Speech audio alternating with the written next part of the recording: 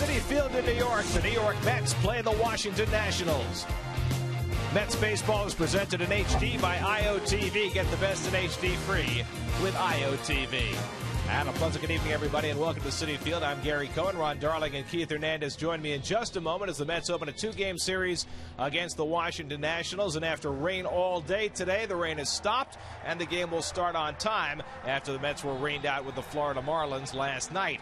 There have been a host of changes since the Mets last played. In fact, there are so many minor leaguers who have been called up. The Mets now have 8 players on their 25-man active roster who began the season as Buffalo Bisons. They've had very good performances in emergency spots from guys like Justin Turner and Jason Pridey, but perhaps their most important call-up came yesterday when Ruben Tejada was recalled from Buffalo, and Tejada will get another chance, as he did last year, to play second base every day. Well, in Buffalo, hitting in the mid-260s, not a lot of power. We know all about his glove. We saw enough about him. It's all about, I think, Ruben getting stronger, and can he hit? If he hits with his glove, he's going to play. He's here to play now. He's going to be playing up pretty much every day. I got to believe the new front office up here wants to give him a good look, a good opportunity. This is a big break for him. With the, you never want to get a break with Wright going down, but you know what? Things happen. This could be a big moment for him. So Justin Turner moves over to third. Daniel Murphy stays at first base, and Jose Reyes like the last man standing on that infield. Meanwhile, in the bullpen, not a guy who started the year in Buffalo, but a guy who's returning to the Mets now, Pedro Beato, with all the success that the rookie had earlier this season, providing a boost for that pen. Well, they really need him. Well documented, and he hasn't given up any earned runs in his 17 innings of pitching. But I think even more importantly, is the only real double threat in that bullpen. What do I mean by that? He's a guy with his stuff that can strike you out, but even more importantly, with that two-seamer, he can induce a ground ball, sometimes getting you a double play. So he is going to be brought up and came back really to take a lot of the load off Isringhausen, of course, and Frankie Rodriguez. And I think that's an important thing for the Mets moving forward. For tonight's game, starting on the mound for the Mets is John Niese, who gets an extra day of rest after the rainout last night. Well, he really wanted to pitch last night, coming off that great triple that he had. But John Niese has gotten better with every start. Looks like he's back to where he was last year, and that's an important thing for the Mets. And going up against Tom Garzalani, a guy that has struggled against the Mets in his career, 1-4. In his last start, gave up a couple of home runs to Carlos Beltran. Third time the Mets are facing Garzalani this year. First time they've seen a pitcher 3 times in 2011. It's the Mets and Nats opening a 2-game series at Citi Field. All the action on SNY.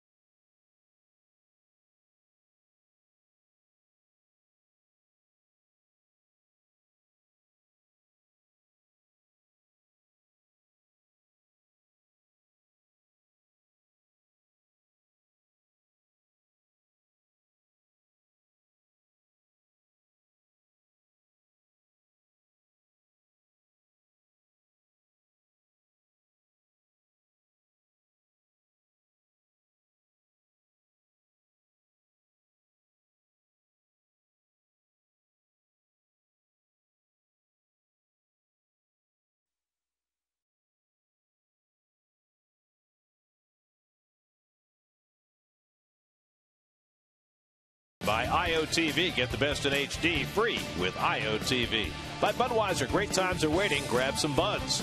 By North Shore LIJ, hope lives here.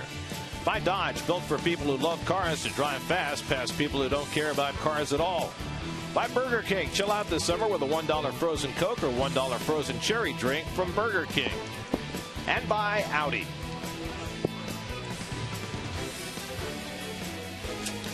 Hitting the road, take the Mets with you this season. Subscribe to MLB.tv today to see every Mets game live or on demand on your computer and your favorite devices. Visit Mets.com to order and get more details. MLB.tv, baseball everywhere. John Niese making his way in from the bullpen. No oxygen necessary there. First pitch coming up from Citi Field in just a moment.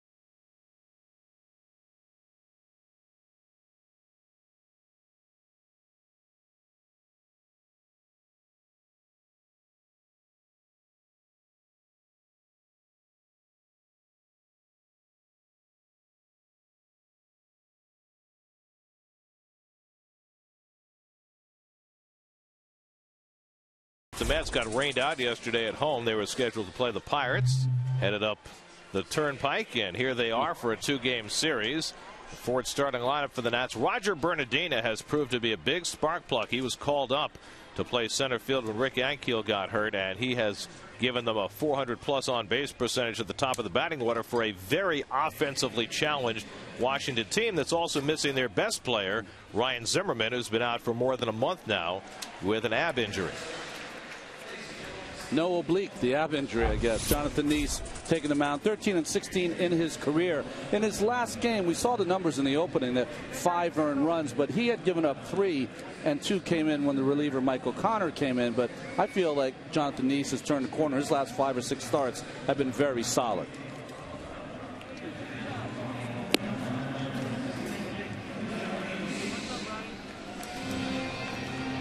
This will be John's first start against the Nats this year, the 3rd in his career. And there's the Lexus Metsy defense. You would see Carlos, 6 errors last season at second base by Tejada. This is Tejada, obviously his first start at second base. You see Turner over at third base. That's his first start at third base. And if you take Daniel Murphy, that's only his 6th start at first base. And in center field, Harrison, only his 5th start in center field. So the Mets, with the injuries, a lot of guys are playing in new positions. It's a Davey Johnson lineup. He played people out of position all the time.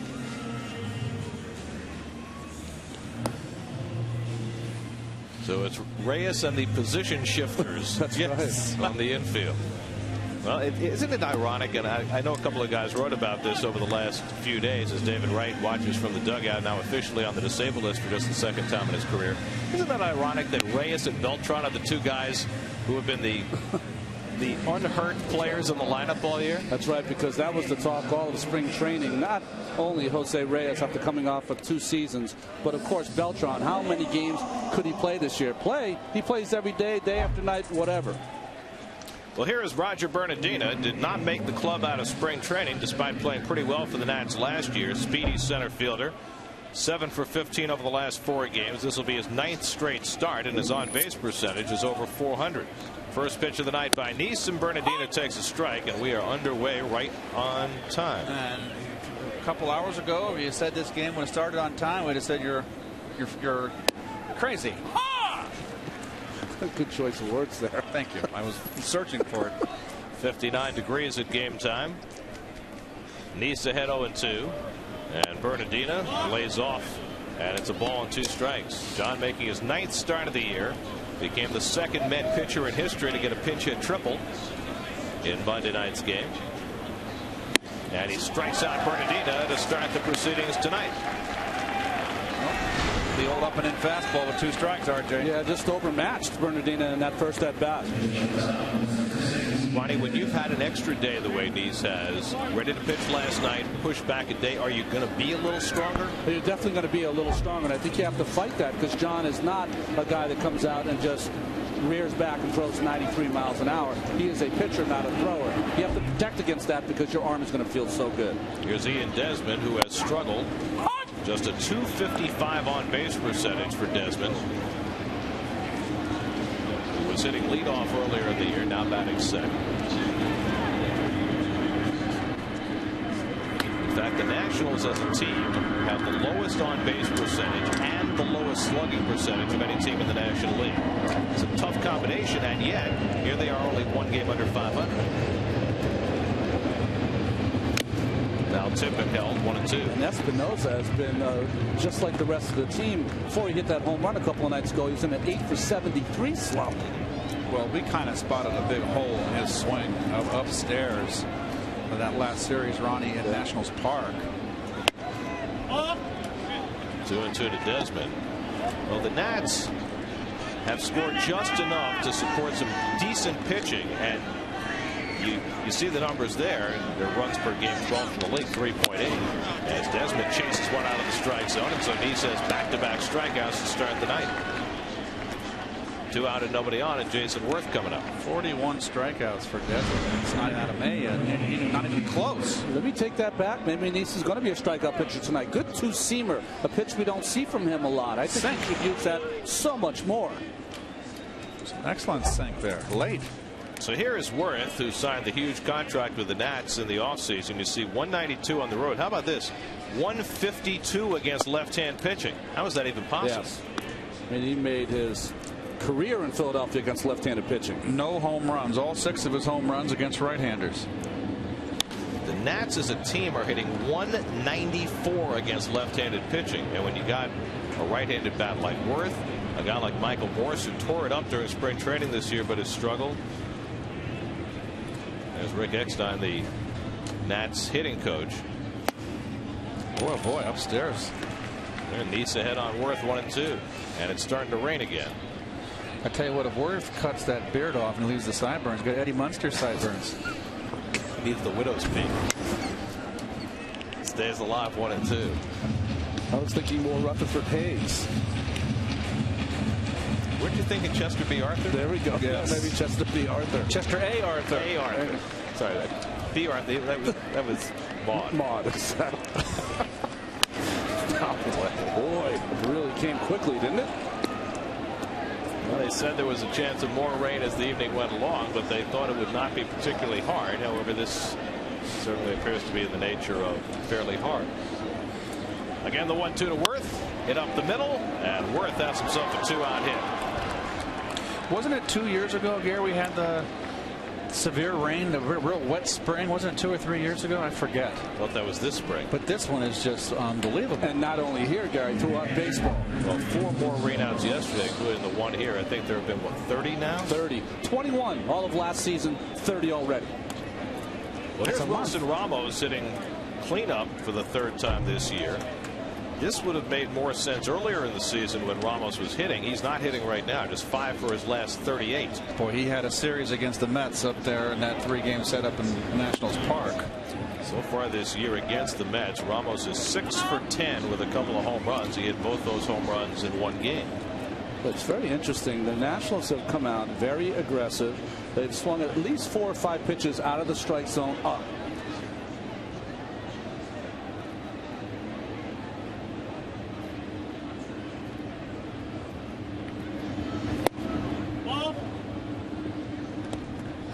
One and one to Ramos, whom the Nationals acquired from the Twins last summer. When the year began, he and Pudge Rodriguez were pretty much splitting playing time, but of late it's more Ramos 2 out of every 3. Tipped and held 1-2. Well, if you're a young team, wouldn't you want to have Ramos out there as much as you can? And I would think Pudge would be very attractive to a contending team, wouldn't he? They're very interesting the last couple of days reading the Washington papers talk about Pudge Rodriguez and how well he has handled the transition to being a part-time player. Very much in contrast with what has happened in the Bronx. Yes. And, you know, from everything that everybody connected with the Nats has said, Pudge has not said word one about his playing time. He hasn't said anything about hitting 8th either. Well, that's pretty classy, I'll tell you that. Always been like that his entire career. Tejada to his right, can't quite make the diving play. Worth will go first to 3rd. And it's a 2-out hit for Ramos, and the Nationals have runners at the corner. And Tejada covered a lot of ground, but could not quite smother that one. Well, they're testing. All the base hits have been downstairs, too. Worth was down in the strike zone, and Tejada just can't quite get it. Mercedes-Benz Ultra-Mo brought to you by your Tri-State dealers on the web at searchmercedes.com. Keep in mind that Tejada has played no second base this year in Buffalo. And also think of the track, it's raining, you know, all that. Look at this man's start. Usually he's a bad April guy. And against lefties, he's hitting 111. 4 for 36. But he has 2 home runs and 6 career at-bats against John Niese. And always dangerous. Another guy with a 1-zone swing and a long swing. If he gets he squares it up. Lifts it out to right, playable for Beltran. And looking through the raindrops, Beltran squeezes it to end the inning. 2 hits and 2 left. Mets are going to work against Gorzolani in the bottom of the 1st when we come back.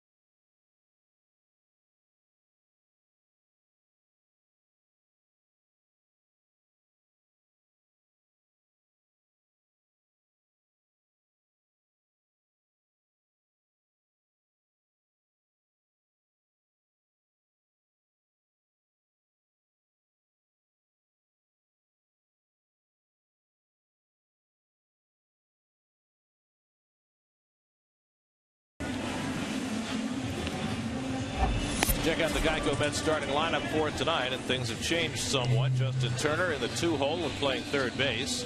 Daniel Murphy moves over to the 5 spot against a left-hander.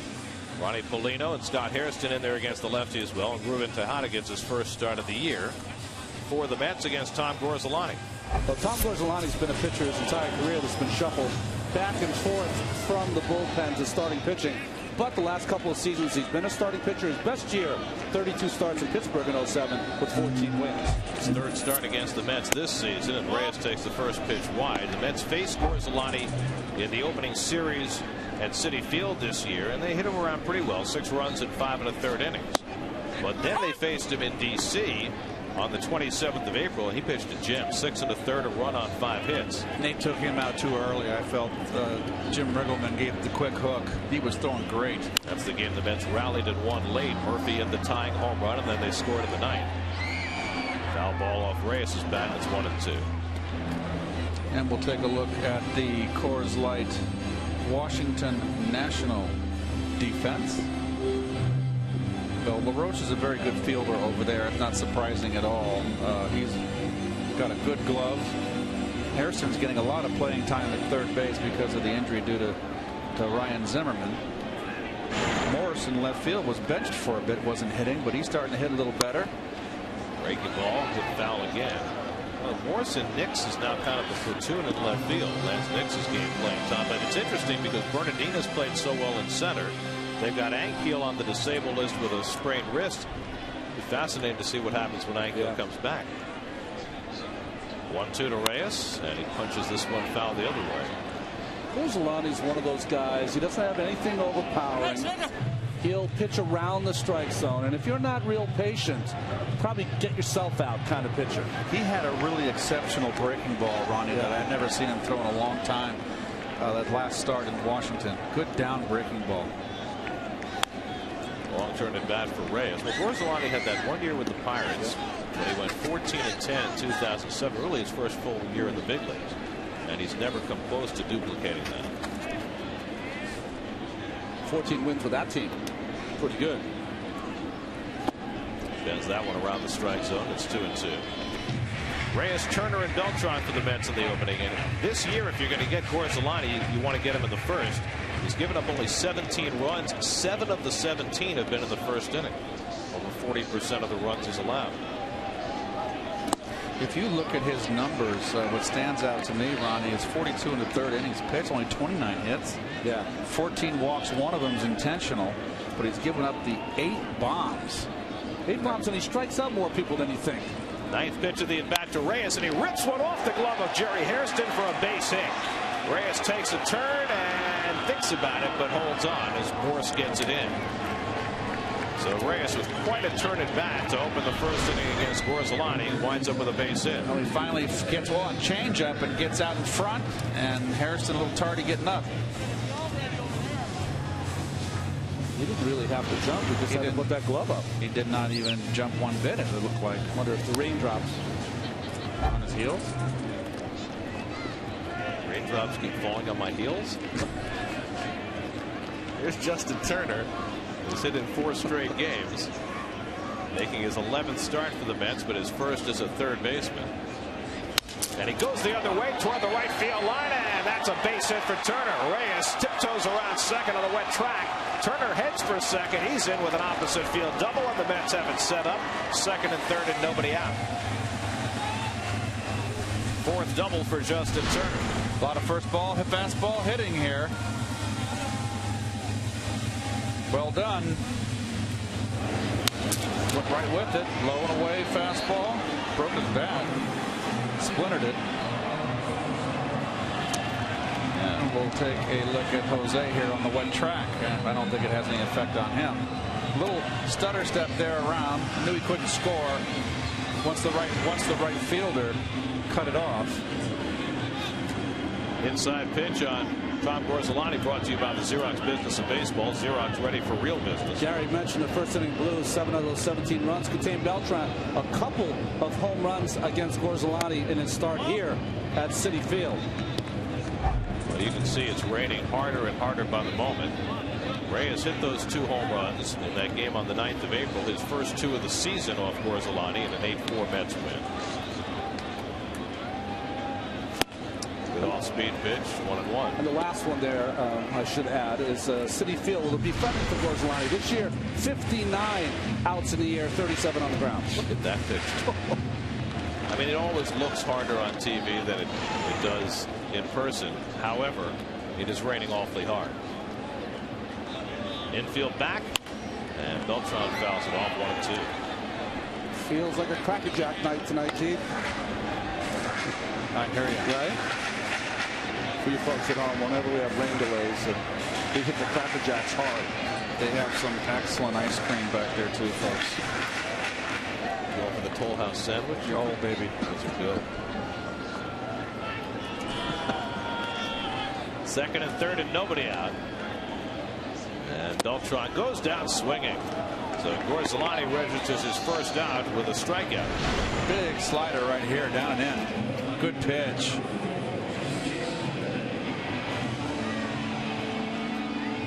You know, every day when we listen to Terry Collins speak, he speaks endlessly over and over about the Mets need to execute, especially in these situations. Getting a runner home for third with less than 2 out has been a huge problem for this team this year. Jason Bay has been probably the biggest culprit. He's only 1 out of 7 getting a runner home from third with less than 2 out. But even Beltran, who's had a good year with that strikeout, he's now 4 of 11. I mean, you should be successful better than 50 and closer to 60% of the time.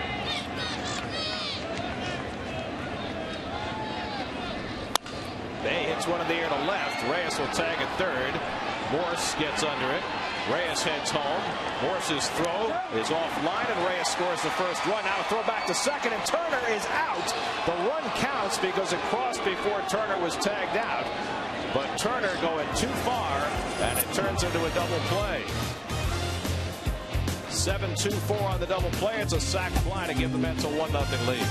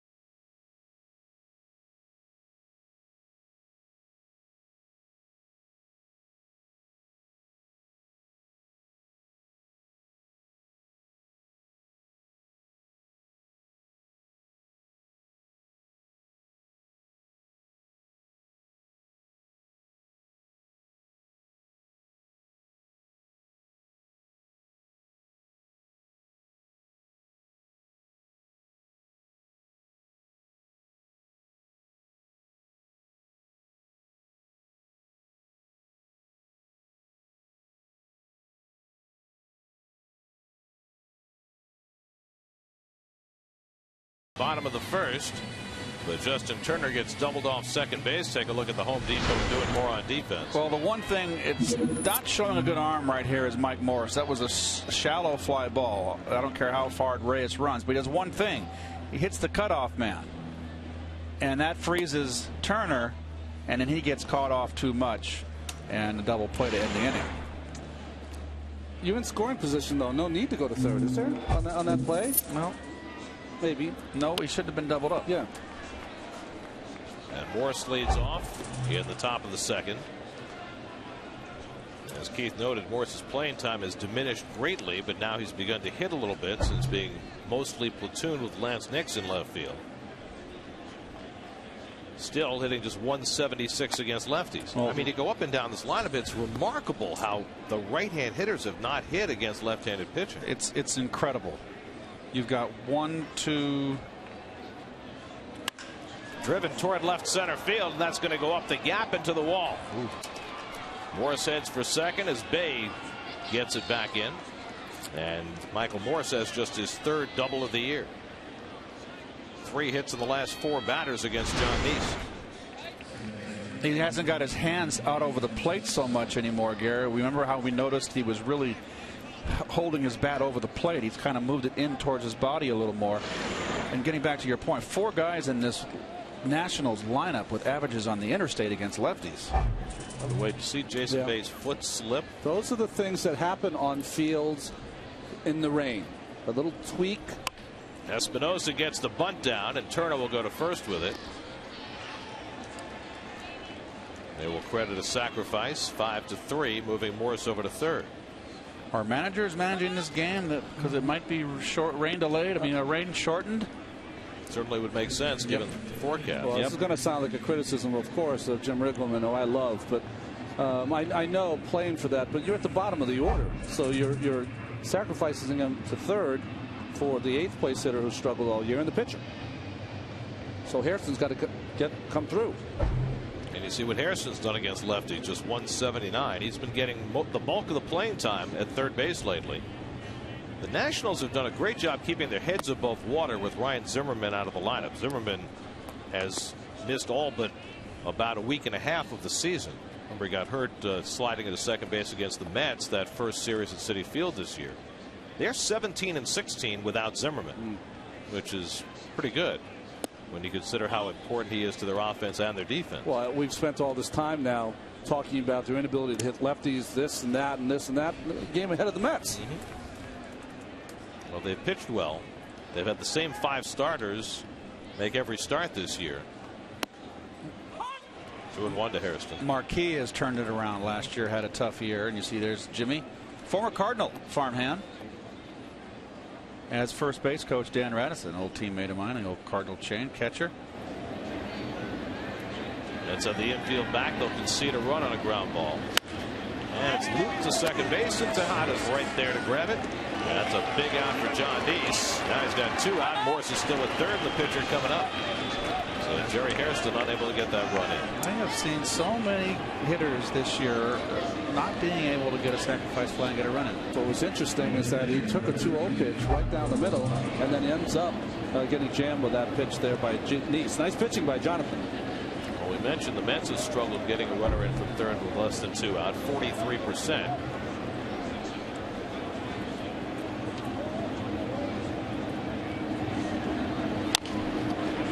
Zolani hits one over the mound. In comes Tejada. Tough play, and he throws him out to end the inning. Good play by Tejada to keep the run from scoring and keep the Nats off the board.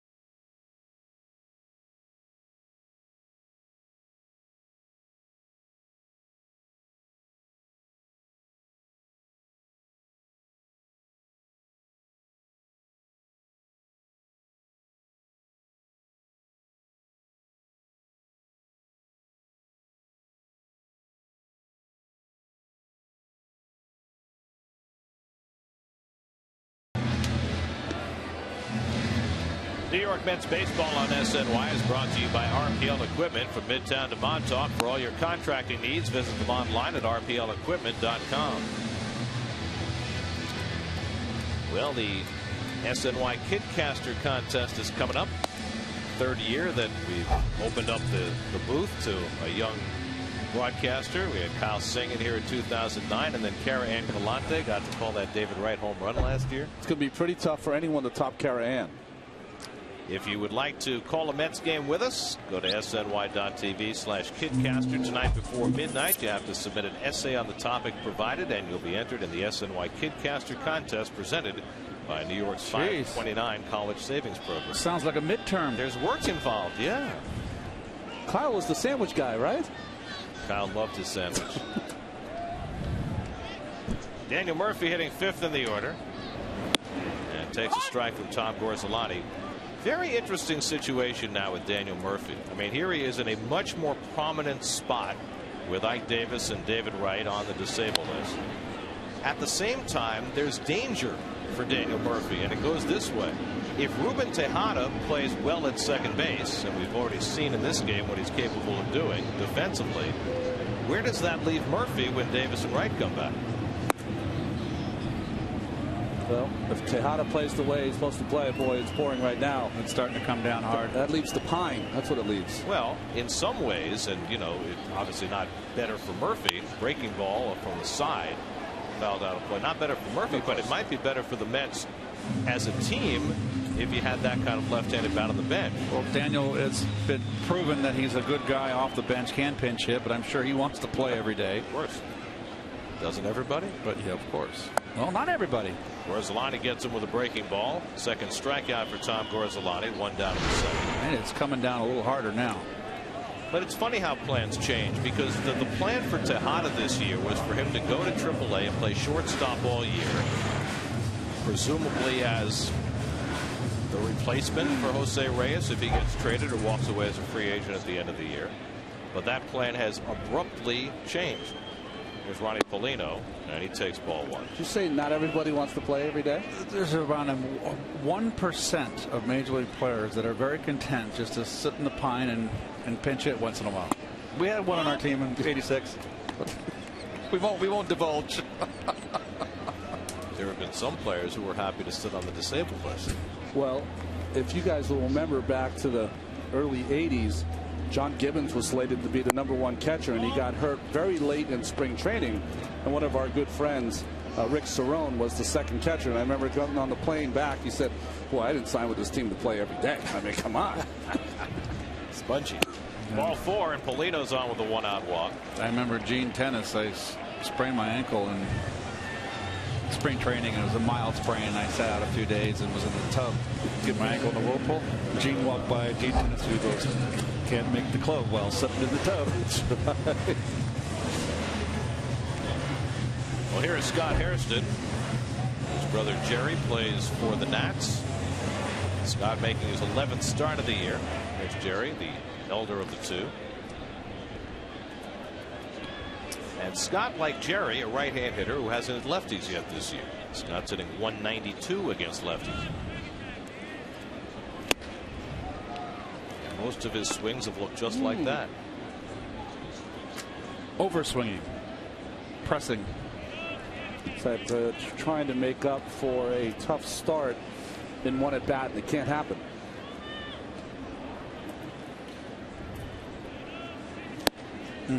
Pulling off that changeup, and it's 0-2. You know, Gorzelani, if you're going to have an approach to Gorzelani, you have to do it this way. You have to be hitting him to the opposite field if you're right-handed hitter. Trying to shoot him up the middle or to right field, because 75% of the pitches are going to be outside. Good pitch. Good sequence right there from Gorzelani. Caught him looking away, nailed the inside corner. Third strikeout for Gorzelani. All the stuff away off speed, and then 2 strikes, pops him in. It's good pitching. Delta keep climbing overhead cam. Boy, I was able to get a good workout in today. First, I didn't work out hard at all on the road. I had one day on the road I worked out. I got a good one in today. Gonna be sore tomorrow? No, I got a very good trainer, Rich Decker. He does a good job on me. He eases me back in. Well, here's Tejada's first big league at bat of the year.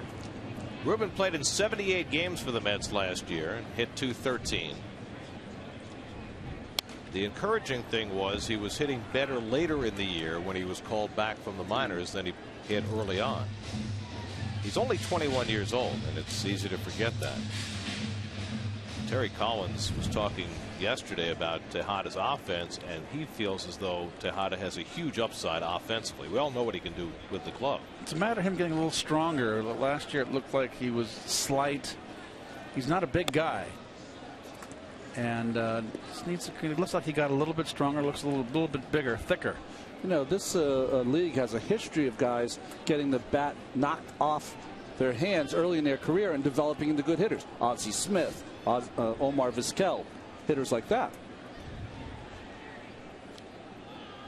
And let's not forget that Terry Collins was the field coordinator in minor leagues last year. A lot like Davey Johnson when he took over the team in the 80s. Ron, he managed. Did he manage you down? Yeah, Tidewater. Yes. Yes, and he saw Lenny and Darryl, and he knew.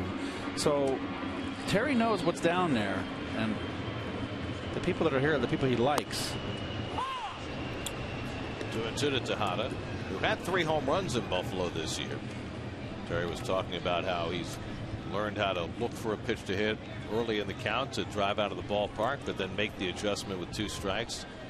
Just thinks that he's got a lot of smarts as a hitter.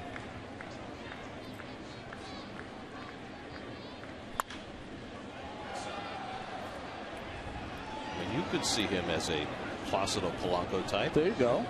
That is the guy that if I were Tejada, I would model my career after. Try to be, you know, right now his stroke is so much longer than Polanco. Polanco probably has the shortest stroke in the game and has great baseball instincts.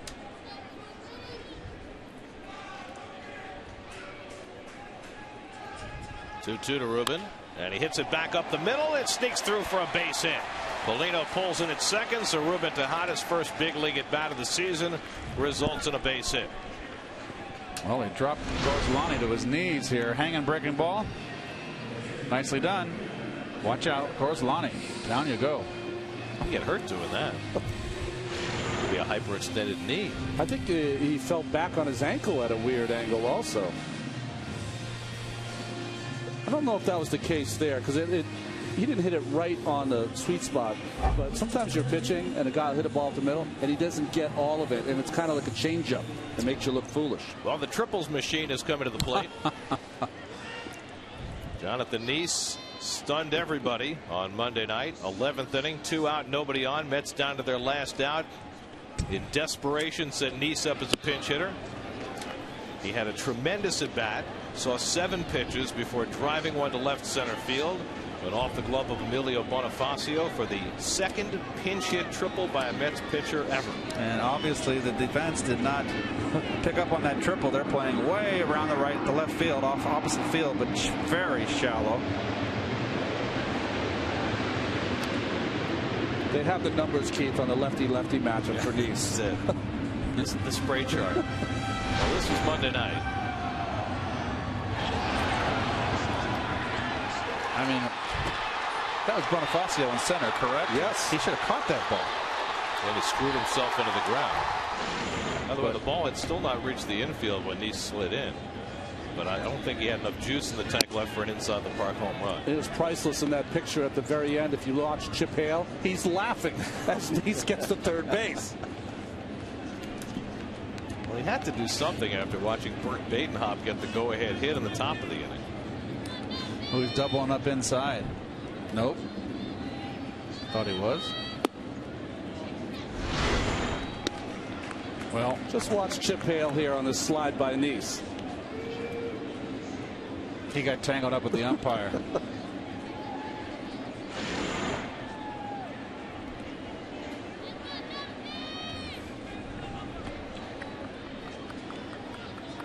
Now the 2-2, and he fouls it off. A little cut and slash. Ronnie, you and I were watching the replay of the game from Monday night, and I think it was the 4th pitch to Reyes. There was a shot of Niese, and he was still huffing and puffing, leading off third base. That's not easy for a pitcher. No, it's a 100-yard dash. If you count the corners you got to turn. Good thing he had the extra day of rest. Little pop up, and out goes Ian Desmond to call. Called off by Morse, and the inning is over. No triple in that at bat. The Mets strand 2, 1-0 New York after 2.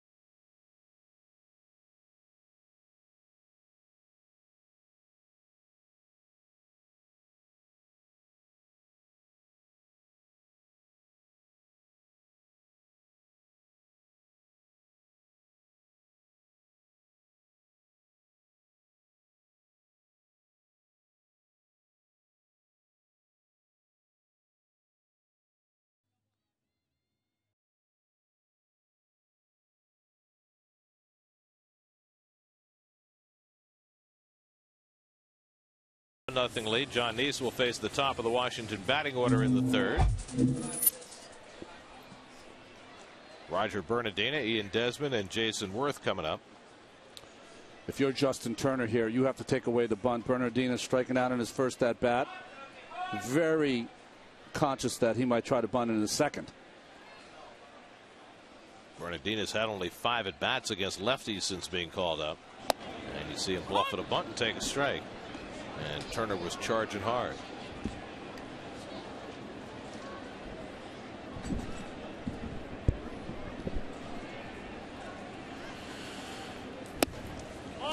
And Niese works him inside with the fastball, 1-1.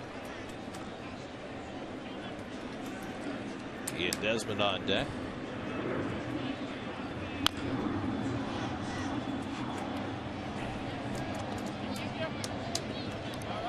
I think all of us have always liked Bernardina as a player, haven't we? And he just hasn't been able to catch fire and stay up long enough. We had that big home run, multi-home run game here to open our eyes at Citi Field. Was it last year, Gary, or was it 2 years ago? I think it was last year. Then he also had a home run against K-Rod. That's right. Down in Washington to win a game. That got our attention. It was like, who is this guy? Well, I think the power surprised us. You knew he had speed. Teata comes in to handle the easy hop, 1 away. Third inning brought to you by freescore.com. 3 credit scores, 1 place.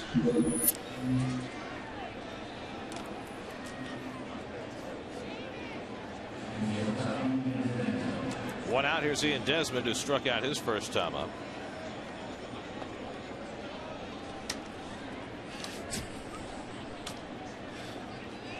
Desmond missed a couple of games over the weekend with a quad strain. Returned to the Nats lineup on Monday, and he takes a strike.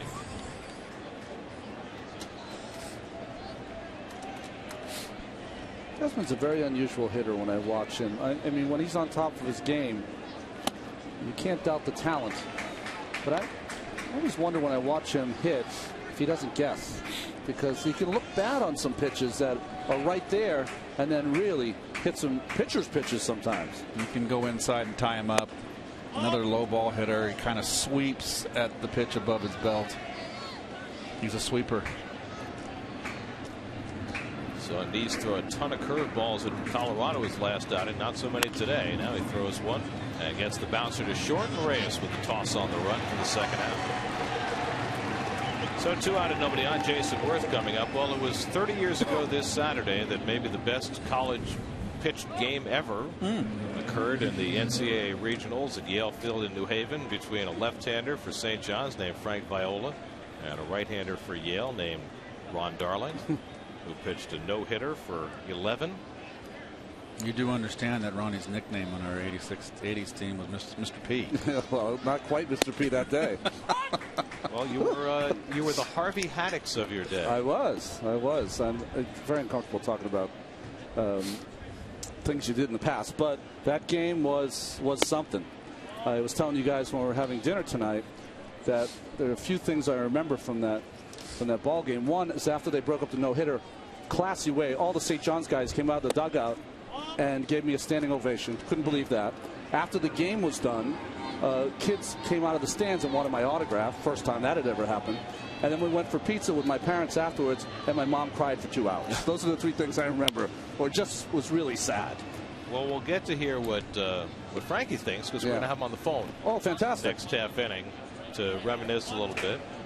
Frankie's still working in Florida, right? With the Well, he's going to be the pitching coach for the Brooklyn Cyclones. Fantastic. Use some of that knowledge he got from Johnny Padres and others on how to throw that changeup and how to pitch. Swing and a miss, and Niese strikes out Worth to end the inning. Third strikeout for Niese. Frankie V will join us in the bottom of the third.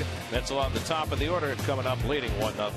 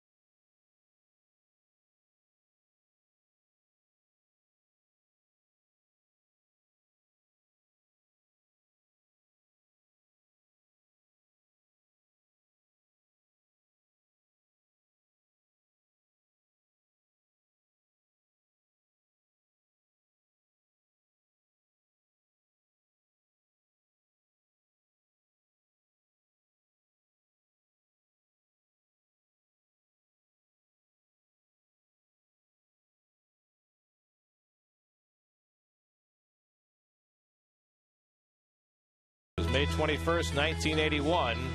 Ron Darling and Frank Viola hooked up in probably the most famous college baseball game ever, immortalized by Roger Angell in his book, The Summer Game. The only run scored in the 12th inning on a double steal of home after Steve Scaffa broke up Ron Darling's bid for a perfect game. And it's amazing to watch even this far in the future, 30 years down the road, and look at your reaction just watching that video. Yeah, it's the things I noticed from there is that my good friend that I grew up with, went to the same high school with, Brian O'Connor, he was the first baseman, so the throw was a little late from Okie. And then seeing all my Yale friends, teammates, who I haven't seen since then, reminiscing. That's pretty cool. Cool. We're joined on the phone by the last 20-game winner in Mets history and the party of the other part in that game for St. John's, Frank Viola. Frankie, how you doing? I'm doing well, guys. How are you? When you think about that game 30 years ago, what crosses your mind? Best game to this date I have ever seen anybody pitch, and it wasn't me. Ronnie was so in control and so dominating of a very good hitting St. John's team that it was just, I was in awe of him that day. It was just that much of a pleasure to watch Ronnie pitch. What about your own game that day? You know, it's funny. I pitched very well, don't get me wrong, but it was like I walked off the field feeling like I was losing, and I looked at the scoreboard and realized it was still nothing. So it was a great feeling just being involved in something like that. You know, 30 years later, to be able to talk about it, something very, very special to you, myself and hopefully Ronnie as well. Jose Reyes with the infield hit. There is the box score from the game. Look at that, 12 innings, 1 hit, 1 unearned run. The Mets should have known I was going to lead the league in walks someday. I had 5 walks that day. But, hey, Frankie, you know, you were going into that game. One thing I remember is that we had a semi-scouting report. You know, at Yale, they love to have a scouting report. And everyone was hitting 500. John Franco hadn't lost in 2 years. Your college record, I think, coming into that game was 28-1. We just did not want to be embarrassed by you that day, and luckily we stayed on the field for a little longer. Oh, you did that too. You know, it was funny because, you know, we were the power of the East, I guess you could say, at that time. And then we got so enthralled in that ball game that we realized, you know what, there's more of the Northeast Regional left, and we forgot about it. I think you guys did too. And all of a sudden, Maine comes out of it till going to the College World Series. But you know, as they say, you always remember that one game, and fortunately Roger Angel and Smokey Joe Wood were at that game, were able to write about us, and it's nice to be part of history such as that. Frank, back in those college days, what kind of pitcher were you? Did you have your changeup there, or were you a power pitcher? At that point, I was fastball curveball, and Ronnie actually, it was good because Ronnie was the number 3-hole hitter for Yale, and I think he was so into the ball game pitching-wise that I think he forgot to hit that day. I had a big advantage. When I knew the number 3-hole hitter wasn't really 100% into a swing that day. But at that point, it was fastball, curveball. I didn't even know what a changeup was at that point. Well, tonight on Geico Sports Night, right here on SNY, will be a big feature about that game from 1981, the Viola Darling game, as it's come to be known. And Frankie, I know you're down in Florida right now. You're going to be working as the pitching coach for the Cyclones this summer. You excited about that? I am, and I'm very excited. You know, it's been real nice getting back in the game, especially professionally. Mets giving me an opportunity, and I'll tell you what, I've been watching. You know, I've been here for 8 weeks now, and I've seen a lot of time stuff here, and you guys are witnessing it right there in front of you. The Turners and the Hardas and the Fridays.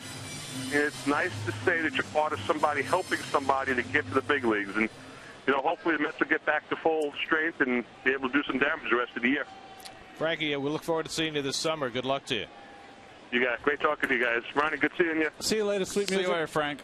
Frank Viola joining us from Port St. Lucie, and be sure to catch that feature tonight on Geico Sports Night right after the postgame show. It's going to be awfully fun to look back and reminisce. I got 2 questions for you. All right. Okay. As Beltran bats with 1 out and 1 on, struck out his first time up. What were you doing wearing the number 7? It's not a pitcher's number. Well, you have to remember, until my sophomore year, I didn't pitch, so I was a shortstop. And once I started pitching, they moved me to the outfield, and I no longer played shortstop, but that was my original number. So it does look funny. Kyle Drabeck for the Blue Jays wears number 4, so a single number always looks silly on a pitcher. And here's my other question. You pitched 12 innings, 16 strikeouts, lose this heartbreaking 1-0 game.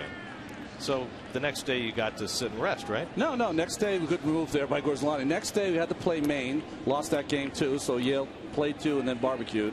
But we lost that game against Maine, and I threw a guy out at home on a fly ball to right field. You were playing right field. Right field, and then I pitched an inning on the next day. Unbelievable. Yeah. Do you have any idea how many pitches you threw in the 12 innings? 176. Someone counted them all. Really? Yes. And you came back and pitched the next day. Yeah, they were in the college pitchers were used a lot in those days. Whenever they could use you, they put you out there. Yeah, but there wasn't enough. Yeah, we didn't have enough. You always wanted to run your best guy out there. We had another guy, Joe Impagliazzo, who ended up playing in the Montreal Expos chain, who was outstanding. But really, it was just us 2.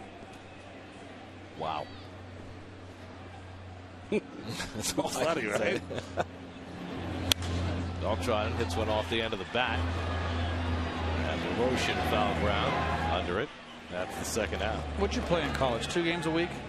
No, we would play. It was interesting in the Ivy League. You'd play one during the week, and then you'd play double headers.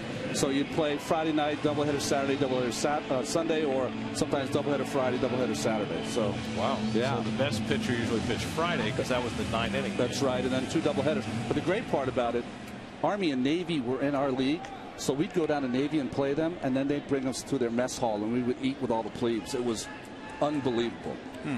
There's Jason Bay, who drove in the only run of this game with a sacrifice fly in the first.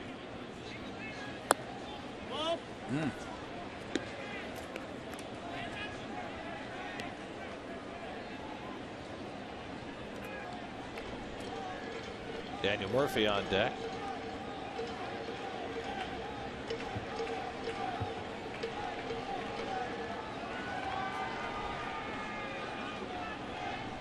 Throw it away, and Reyes takes off for second. And he'll pull in there on the throwing error by Gorzolani. Well, even if he didn't throw it away, that was a complete and utter balk move to first base. When Reyes was going back anyway, wasn't going to get him. Eludes LaRoche, but if we can take a picture of Gorzolani, watch this move. He never even stepped close to going to first base. So Reyes is in scoring position. Sorry, Gary. Probably why he threw it up the line. Yeah. Jeez. He takes the changeup down 2-0. Well, young umpire Manny Gonzalez behind the plate. Not calling that knee-high strike, is he?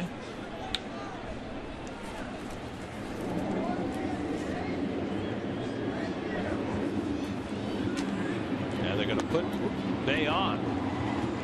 Well, with Murphy, the left-hand hitter, on deck, and Gorzolani struck him out with a slider the first time up, Jim Riggleman, even though Bay has not been hitting, will put him on. I had to take that back. I said Manny Gonzalez is behind the plate. I am completely wrong. James Hoy is behind the plate tonight. They changed that umpire rotation at the last minute on us. Where is Manny? I missed that change. You got Manny Gonzalez at first, Phil Cuzzy at second, and Bill Miller is the umpire at third. So now Murphy with 2 out and 2 on. There's your umpiring crew for tonight. Miller, the crew chief. I needed that about 45 seconds ago.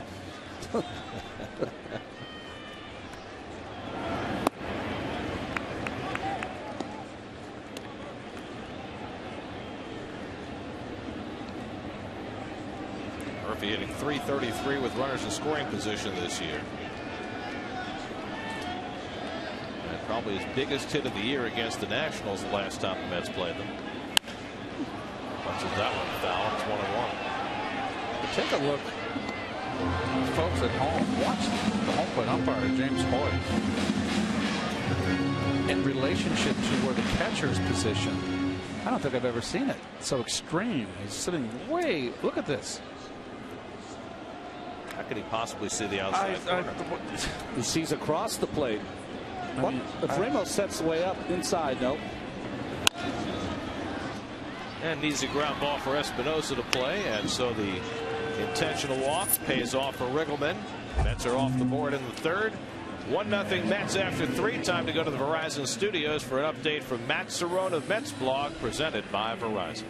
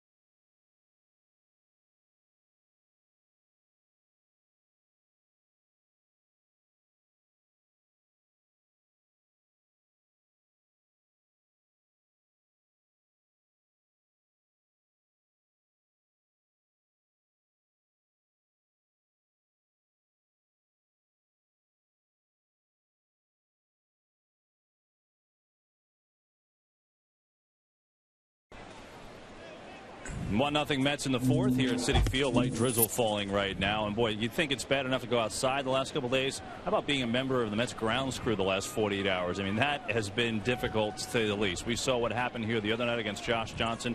And it's a problem this field has had first couple of years, as Murphy will give chase on the wet turf, makes the catch, and there's one down.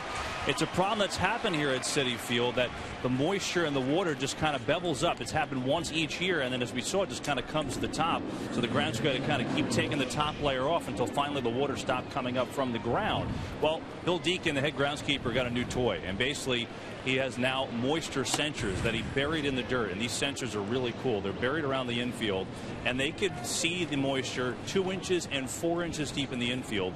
It transmits a signal back to Deacon's laptop, and what it does is basically give him advance warning. So when he sees some iffy readings with the moisture, the grounds crew this time will have a head start. Even if the tarp is on, they could see earlier in the day, okay, this is going to be a problem, and get out there and work on it. Hopefully that'll help prevent the problem in the future. Guys? Well, yesterday, before the game was called, the grounds crew was out there with what looked like blowtorches trying to dry out the field. Look at that. Propane. They're torches. Flamethrowers. Don't worry, folks. The playing field is not contaminated. They tried everything. They had the diamond dry spreaders out there today. They don't have to dump the diamond dry anymore. They've got the spreaders like you have in your garden. Like fertilizer, spreading seed around your lawn. The grounds crew has done a terrific job, and they all never get enough credit. They're here, you know, long before. They got to cut the lawn. They got to get everything ready. The game's over. They stay after the game. They really earn their keep.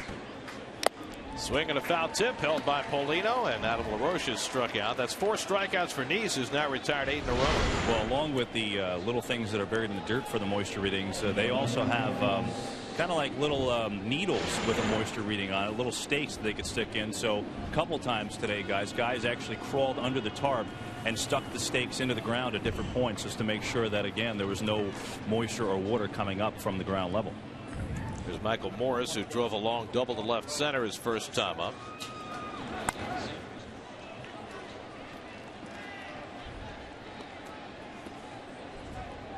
Well, this has been quite a week weather-wise, just in terms of trying to figure out when you can play and when you can't.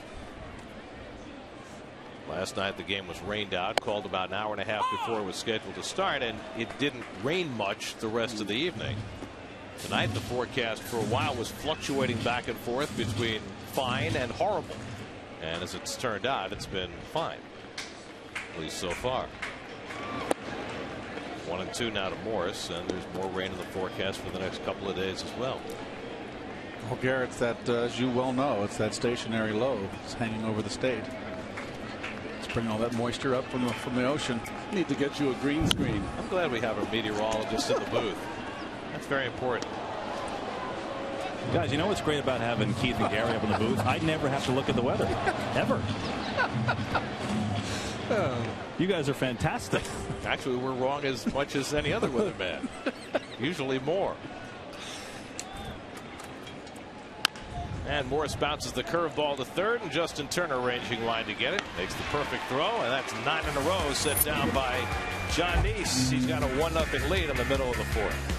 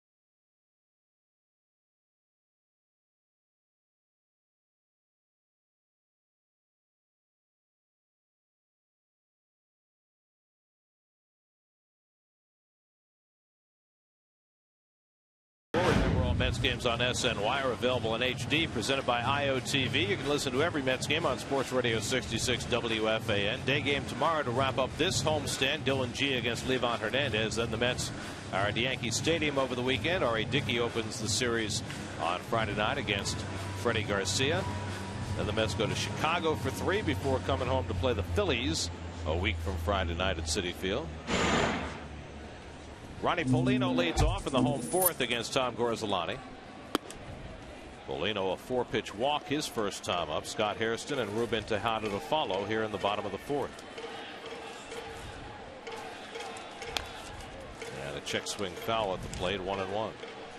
That's got their run in the first inning. Reyes led off with a single. Justin Turner right in the middle of everything with a double.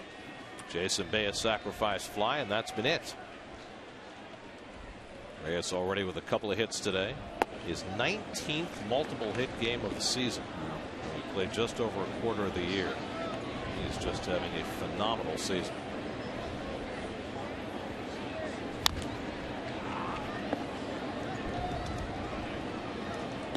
Gorzelani so far is doing a pretty nice job, though, since that first inning. We talked about as well as 8 of his 18 runs now in the first inning, keeping the ball down.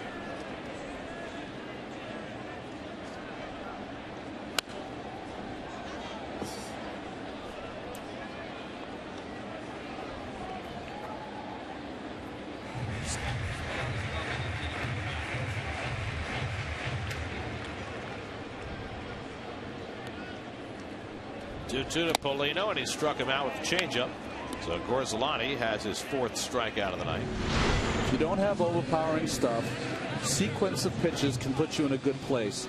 Fastball inside, tied him up, and came back with the same pitch, but a changeup. Just that change of speed, same look from Gorzelani, fooled Paulino. Mercedes-Benz Ultra-Mo brought to you by your Tri-State dealers on the web at searchmercedes.com.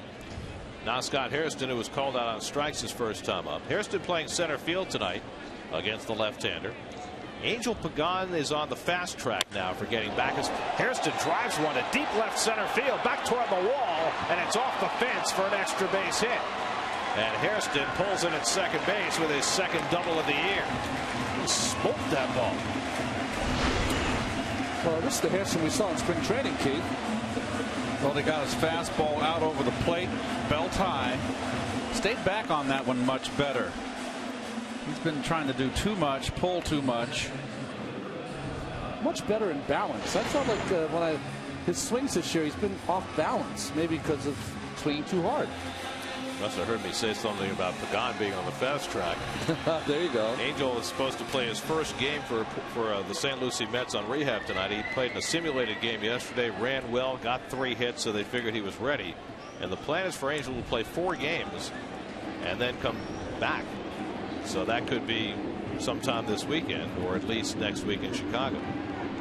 Tejada takes inside for ball 1. Take a look from a side angle at the swing here of Hairston. He hits the ball up at the plate. The ball was away a little out in front. He's been on a pull mode, but that's much better. His first extra base hit since April 14th.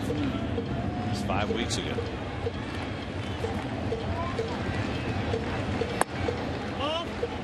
With the pitcher on deck, Gorzelani falls behind Tejada 2-0. Ruben singled up the middle his first time up. His first big league at bat of the year. John Niese on deck. Tejada was hitting .267 at Buffalo. See him choking up on the bat a little bit. Holds the bat parallel to the ground, almost on his shoulder. And now it's 3-0. He's got some black tape on that bottom of that bat and the handle. Like it thickens out there, almost creating a false handle. Yeah, trying to figure it out. It's probably for grip.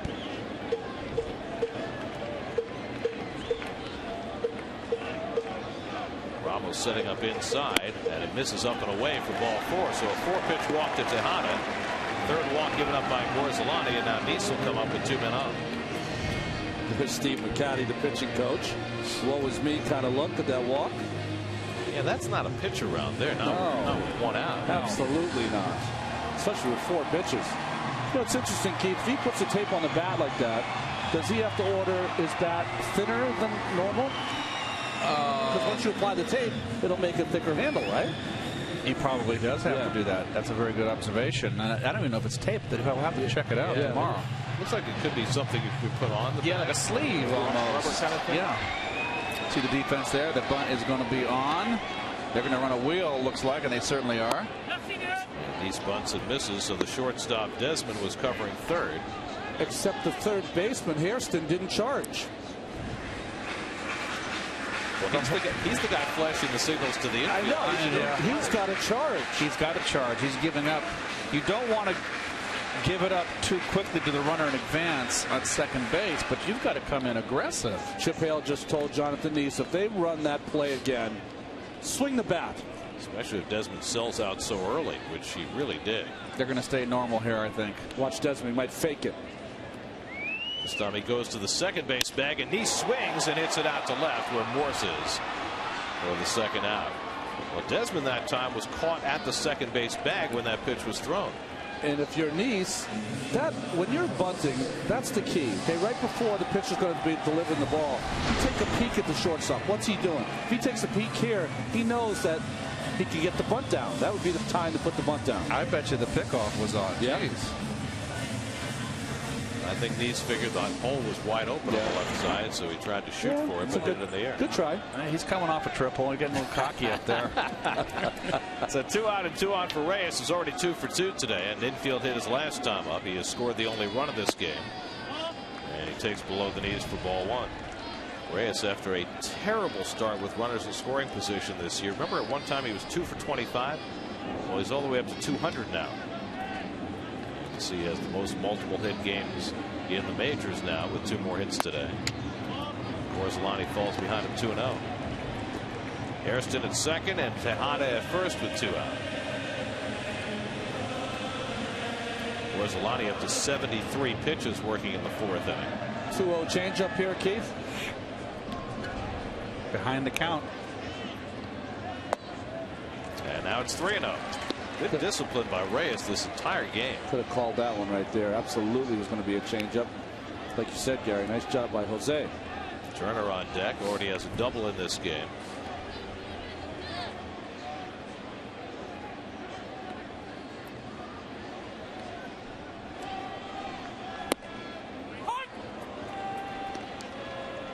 So now Reyes will go to hitting on 3-1.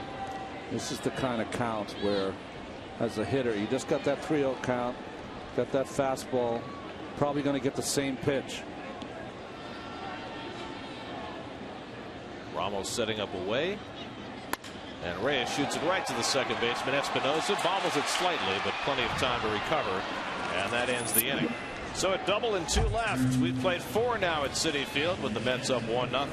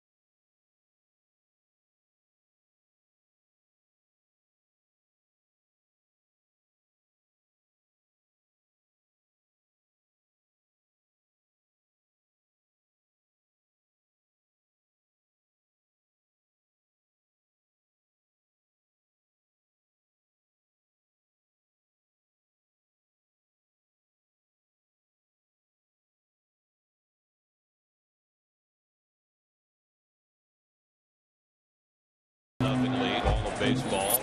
Today is mourning the passing of Harmon Killebrew, who passed away yesterday after a bitter battle with esophageal cancer. Harmon Killebrew was 74 years old, hit 573 home runs, but those are only numbers and don't nearly reflect the player and the man that he was. Look at those forearms. Yep, the killer, they called him. First guy to ever hit the ball out of Tiger Stadium. Hit the longest home run in the history of Metropolitan Stadium, well over 550 feet. Known for his prodigious home runs. Kind of a little Met tie in there. In '69, he was the MVP. 49 home runs, 140 RBIs, and they got swept by the Orioles, or it could have been the Twins facing the Mets in '69. Espinosa lifts one to shallow right. Beltran coming on. It's another Met tie too, as Eddie Yost, the former third base coach for the Mets, was the first baseman, and it was traded in '59, and Killebrew got his chance to play every day.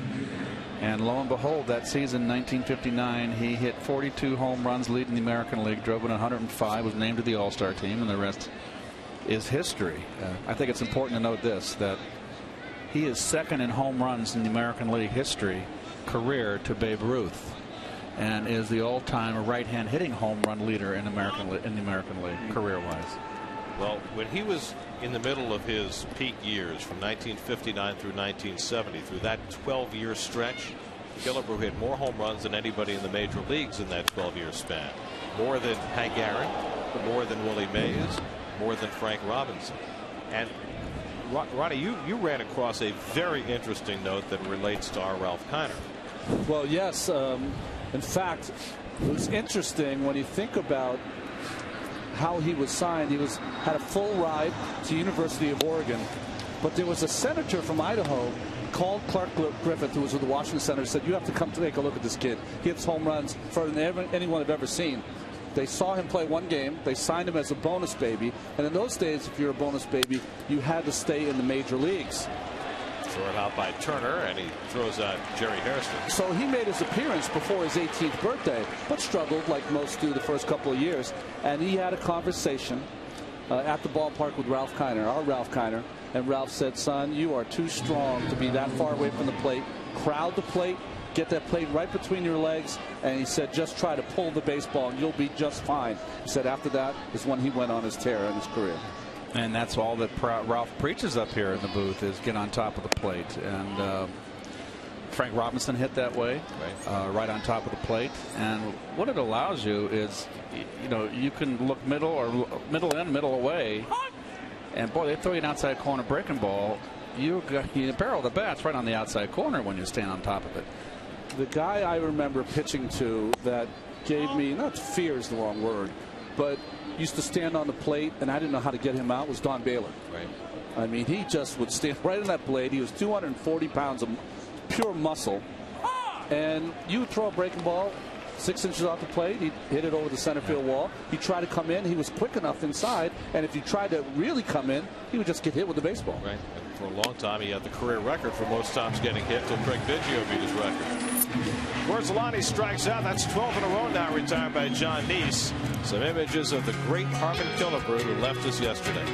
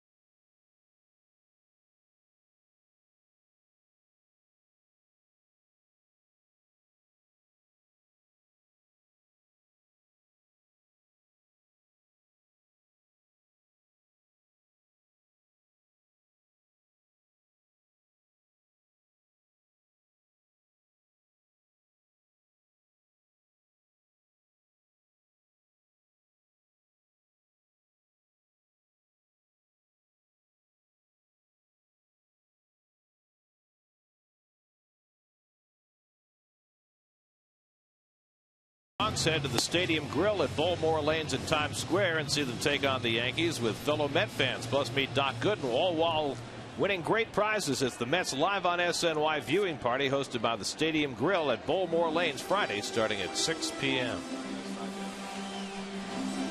Here's North Shore LIJ fifth inning recap. John Niese has been stupendous. He's retired the last 12 Nats to face him.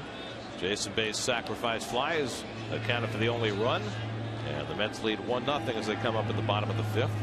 On the way with rain all around. This is now an official game as Justin Turner leads off and takes high for ball one. Turner helped set up the only run with an opposite field broken bat double in the first. And he flied to right in the third.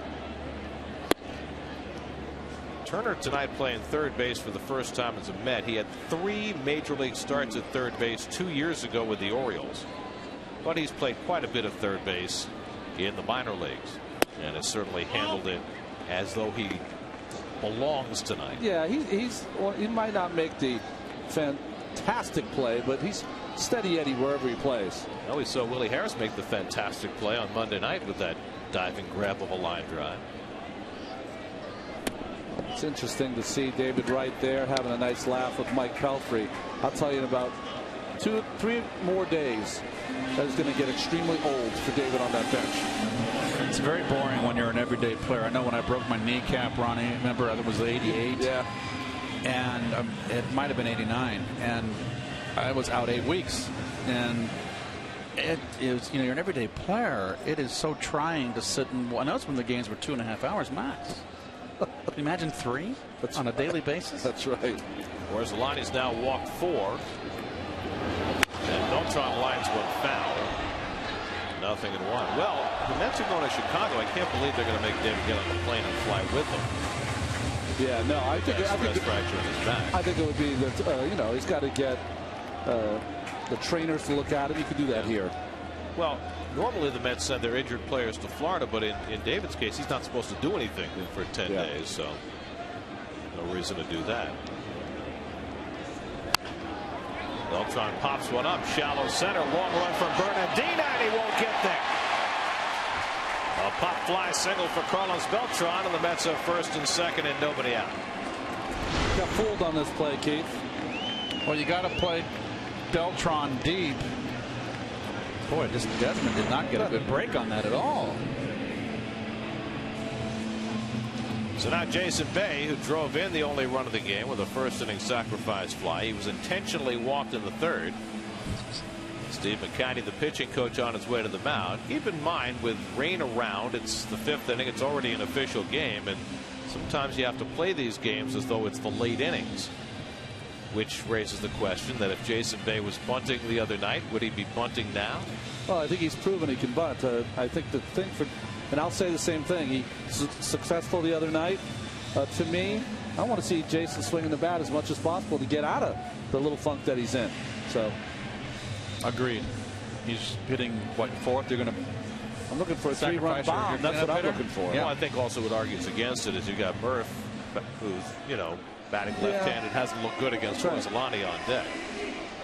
So that would certainly argue for Jason swinging the bat. Keith, you were mentioning Desmond. In this ballpark, one of the things that is overlooked is that your middle infielders have to be able to go out on the baseball and catch a lot of those pop-ups. So much room out here. Bay is 0 for his last 15 with runners on base.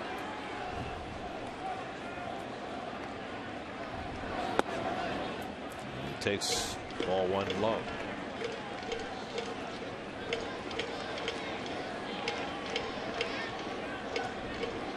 Murphy on deck, Polino behind him. That's now with a run on 6 hits.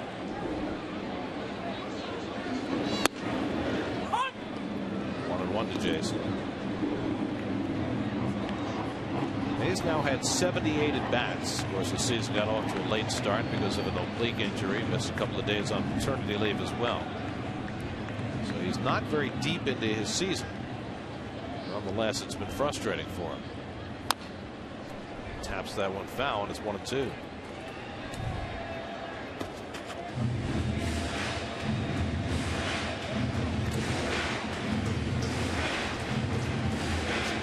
on that outside pitch,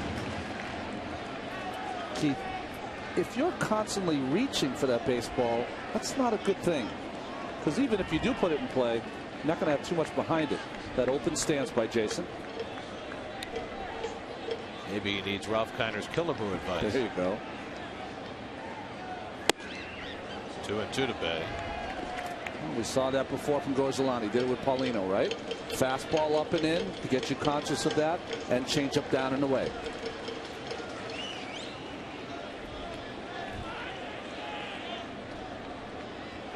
Two, and Bay swings and misses at the changeup, and it worked for him again. 5 strikeouts now for Gorzelani, and that's the first down of the inning. And I really got to believe that this is really wearing on Jason, and he's beginning to press.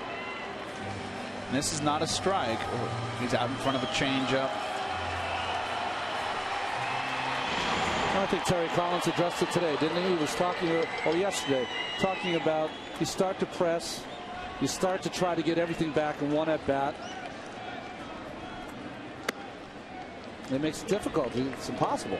You saw the Mercedes-Benz Ultramo, brought to you by your tri-state dealers, on the web at searchmercedes.com. Well, Terry had an idea today that he floated that might come to fruition tomorrow. He said that he's thinking about shaking up his lineup, and in the process what he might do is put Jason Bay in the 2-hole. I read that. So that he has some protection behind him, presumably Beltran. Yeah. And that gets Jason better pitches to hit. Not sure if that's going to make a huge difference. Trying to get him more fastballs. Murph gets jammed badly. That ball, I think, would have hit Murphy if he didn't swing at it.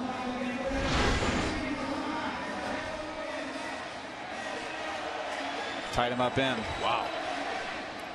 Banged that off his leg. Here's your Toyota text ball for tonight. Who do you think should bat second with Angel Pagan still out? Tolley, Turner, Murphy, or Bay?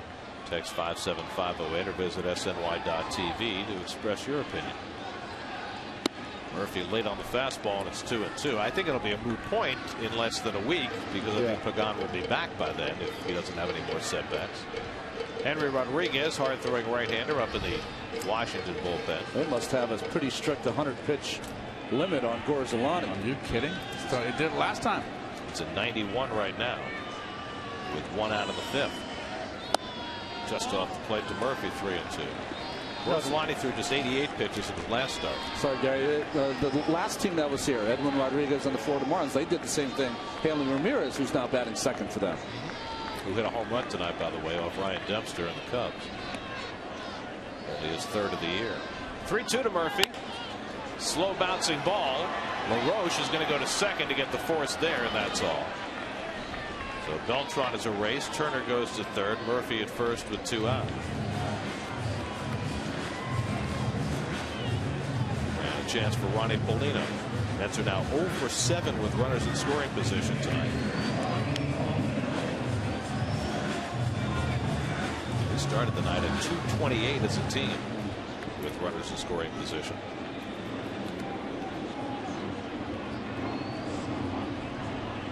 Paulino has walked and struck out tonight, 0 for 1.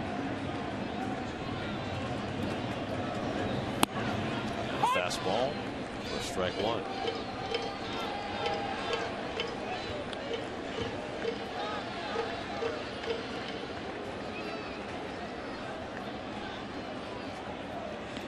Paulino used to catch Gorzelani in Pittsburgh.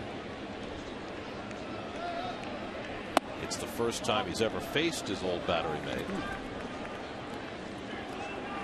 There's always a first time for everything, Garrett. Unless it never happens. Then there's no first time.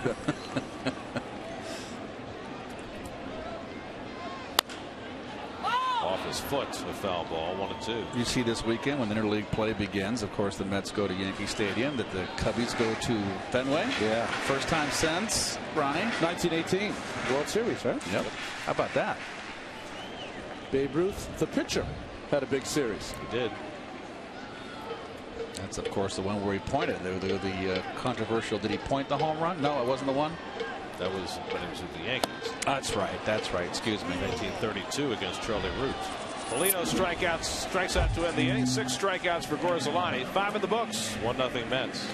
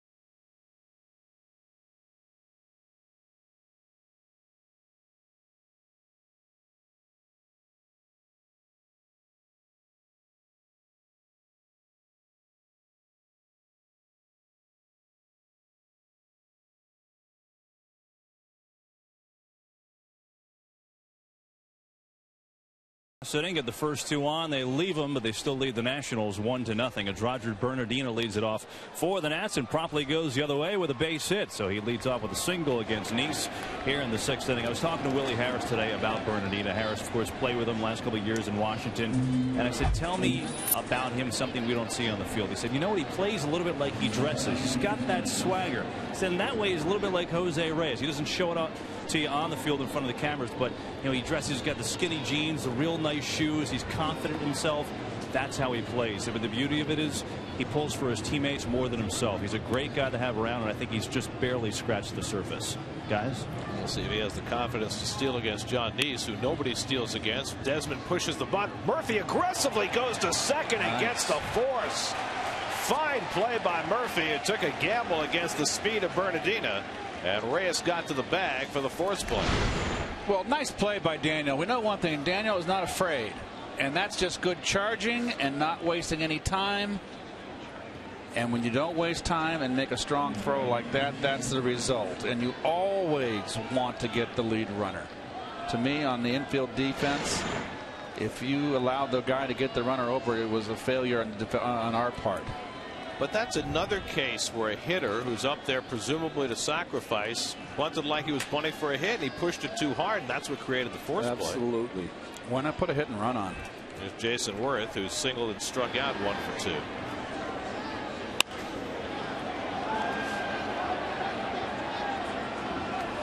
You know, another thing, Worth off to the bad start, hitting .238 coming into this game.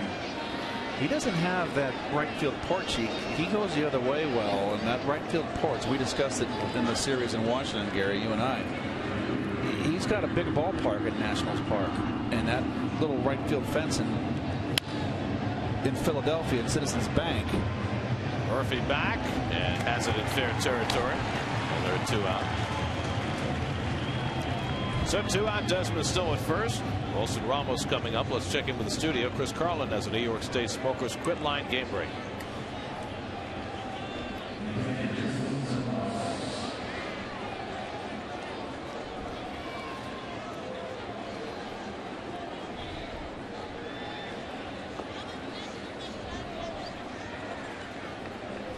Another lefty of note starting tonight for the Kansas City Royals, Danny Duffy, one of their major prospects.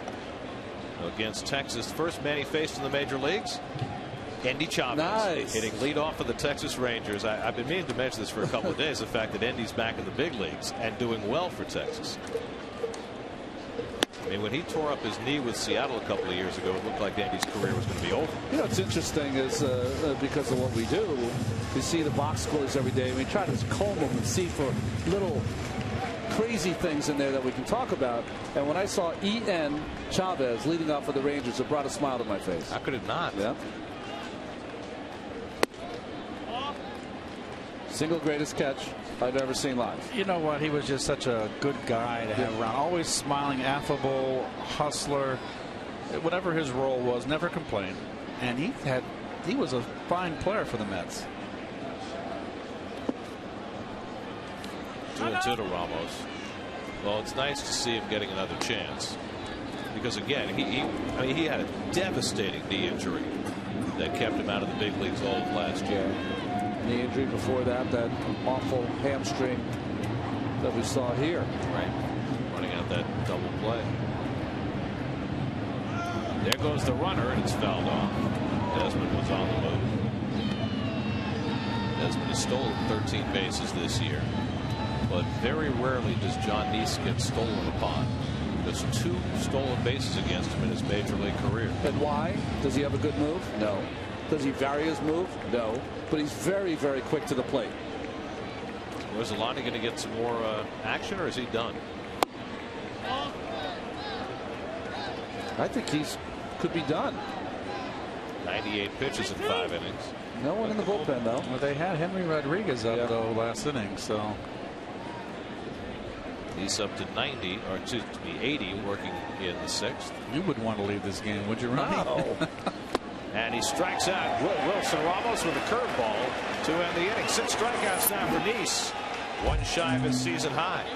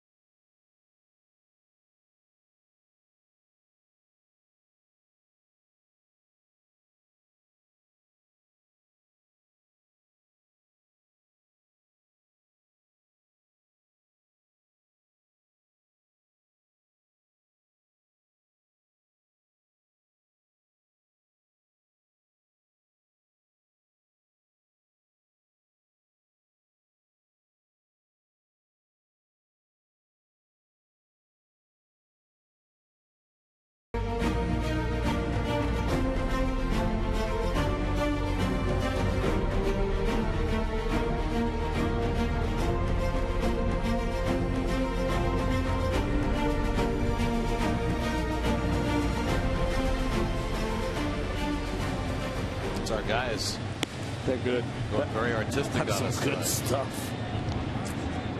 Now Tom Gorlami is back out there for the bottom of the 6th. 97 pitches deep in his night.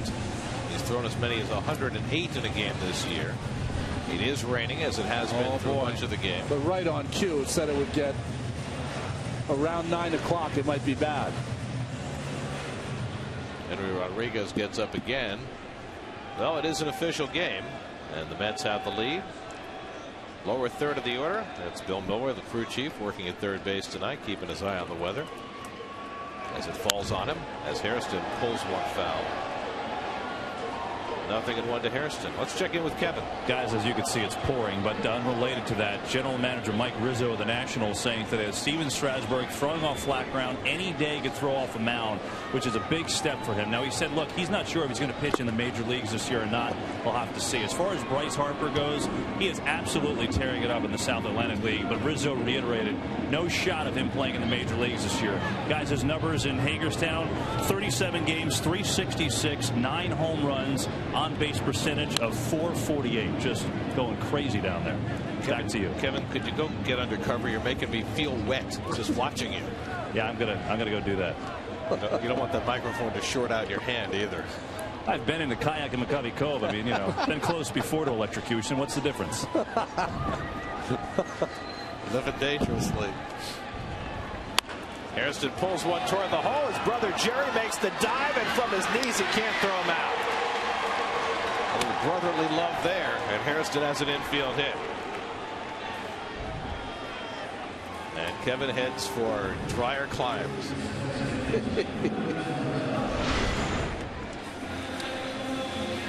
Nice effort by Scott here, but with brother Jerry's speed, forget about it. It's the other way around. The other way around, geez, I know it. It's confusing. 2 Hairstons, no waiting. So the Mets have a leadoff man on. Yet again, that's 4 times in 6 innings. They've only gotten him home once. Ruben Tejada, though, has made a nice return. He's made a couple of fine defensive plays, singled and walked. You got John Niese on deck. Play hit and run. This is a nice hit and run. Lusalani throws the ball around the plate. Be a very good hit and run opportunity. We saw Tejada do it last year a few times. Big spot to drive it through between the first and second baseman. And the other thing that makes it a really good idea is Gorzolani really neutralizes the running game. So you're not going to be able to steal a base off him. So you can be very conservative, get a late start, and just hope that Tejada puts the ball in play. The problem is last time he faced Tejada, he never threw him a strike. Yeah.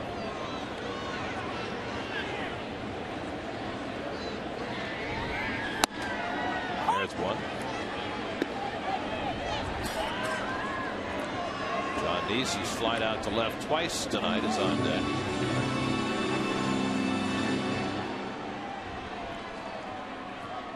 '21-year-old Ruben Tejada, native of Panama.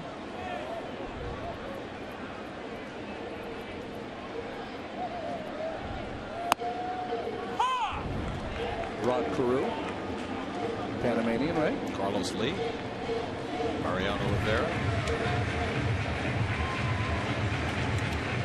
Omar Moreno, remember the old center fielder for the Pirates was from Panama. Wasn't Bernie Stennett also? I'm not sure. The only man ever to get 7 hits in a 9-inning game. That's right.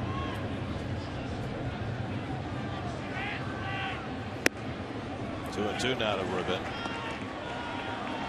You watch Ruben Tejada play and you understand that he understands the game. You saw it last year, a kid who had virtually never played second base take to it like he'd been playing it all his life.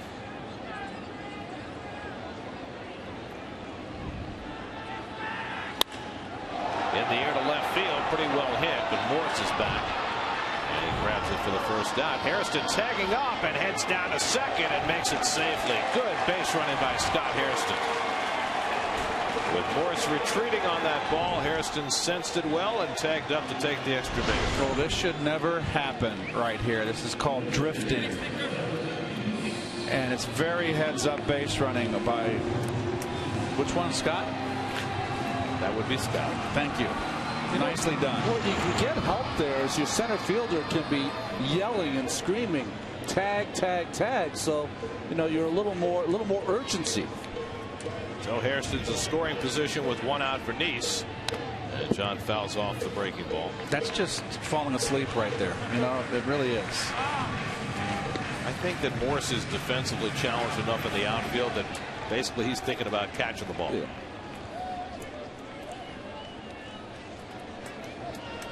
Remember, Mike Morse came to the big leagues as a shortstop in Seattle. Huge shortstop. 0-2 to Niese.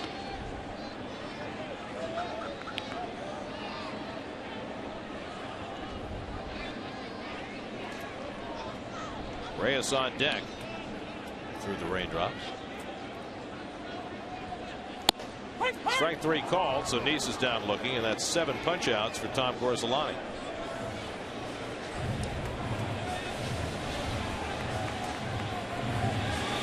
Also from Panama, Manny Singia. Oh, I did not know that. Oh, nice. Pirates. Ben Ogilvy. Oh, he's one of my favorite players, Ogilvy. They're going to walk Reyes intentionally, wouldn't you? Yes. Well, the Pirates just mined the Latin American countries.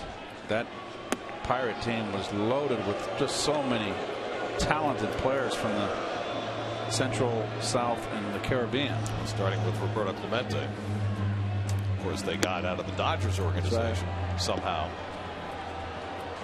Henry Rodriguez ready in the bullpen. You got the right-hand hitting Justin Turner up next. Gorzelani's already at a season high for pitch count. So we'll see whether Jim Riggleman makes the change after the intentional walk. Well, the Mets have left 2 runners on base each of the last 4 innings. Justin Turner hoping to change that around here. Pitches number 110, 111, 112, and 113. The intentional passes to Reyes. They're going to stay with Gorzelani, and I agree. He's still in a good ball game. You know, he's got 5 walks, but 2 are intentional. So another chance for Turner, who doubled in the first, flied out in the third, and walked leading off the 5th. Rodriguez stops throwing, and Gorzelani will pitch to Turner with 2 out and 2 on.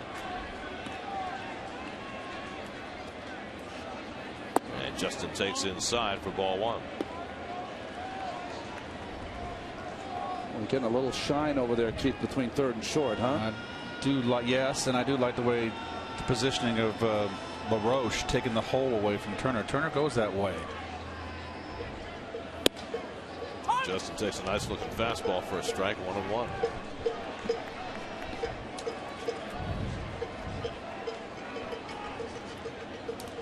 That's already 0 for 9 with runners in scoring position. Left 8 men on base. Turner hits one out to center, chasing Bernadina back, way back. It's over his head. Hairston scores. Reyes right behind him. He'll score a 2-run double for Justin Turner. He just keeps on getting big hit after big hit. 3-0 New York.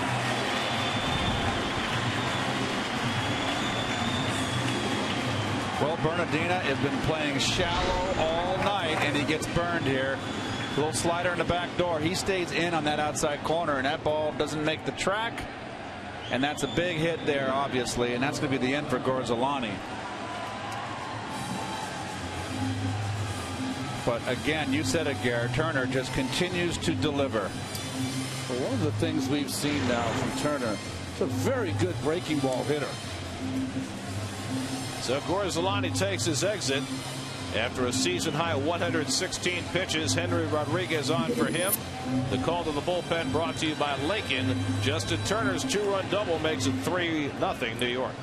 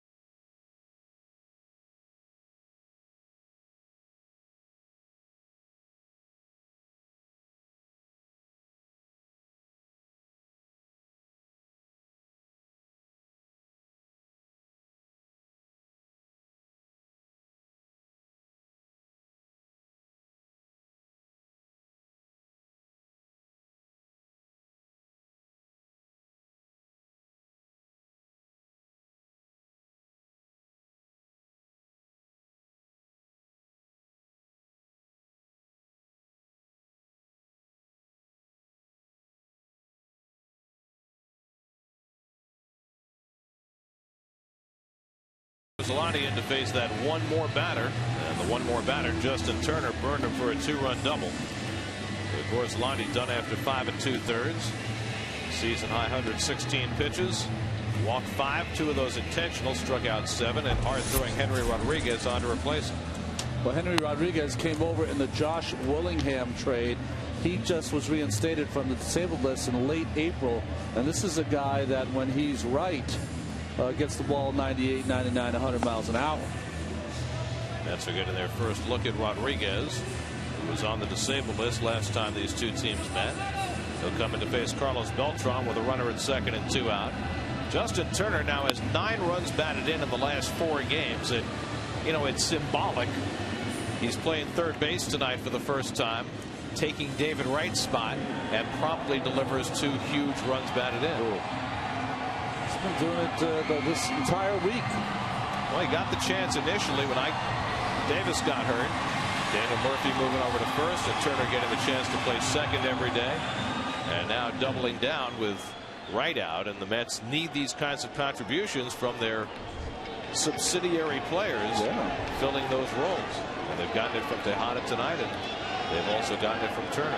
Here's Beltran, 1 for 3. A fly ball single his last time up, and he takes a 98-mile-an-hour fastball for a strike. That was some serious cheddar right there. I don't know if you noticed. That will cuss both up. Wow. Wow. The Nats had 3 guys in their camp this spring who were throwing close to 100 miles an hour. They've got some serious arms in this organization. Of course, then there's Steven Strasburg, who's not going to pitch this year in all probability, or if he does, it'll only be late in the year. How about the 90-mile-an-hour changeup, split finger by Rodriguez? Wow. 24 years old, native of Venezuela, pitched parts of the last 2 years with Oakland.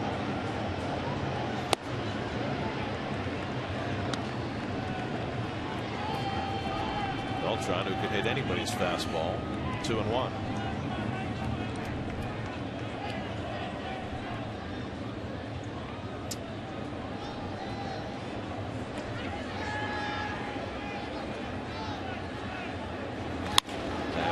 Hits one out to center field. A long one in for Bernardina, and he makes the grab to end the inning.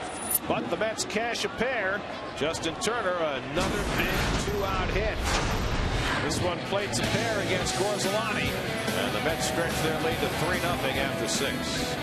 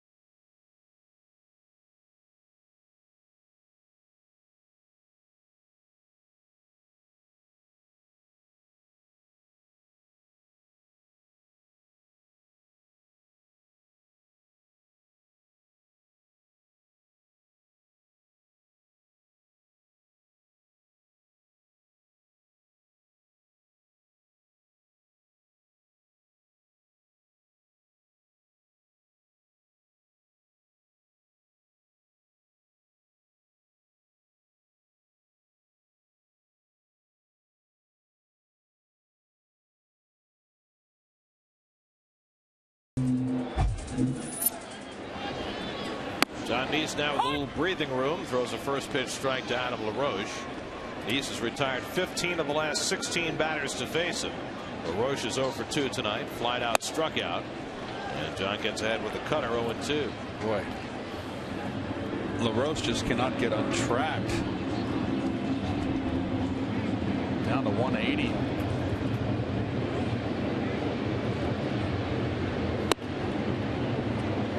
Reminds me a lot of John's game last season, that one hitter he threw where just hitting the corners all night, working quick, just carving up the lineup so far. Good breaking ball to strike out LaRoche for the second time. That's 7 strikeouts for Niese, matching his season high, just one shy of his career high. Tonight's Twisted but True Fact is brought to you by Twisted Tea, Hard Iced Tea. What do you got for us tonight? Babe Ruth wore a cabbage leaf under his hat to keep cool. Is that correct? Oh, I have heard that before. Oh. Not just from Babe Ruth. I've heard other players. Really? Cabbage leaves under their hat. It might have been because of the Cerveza the night before.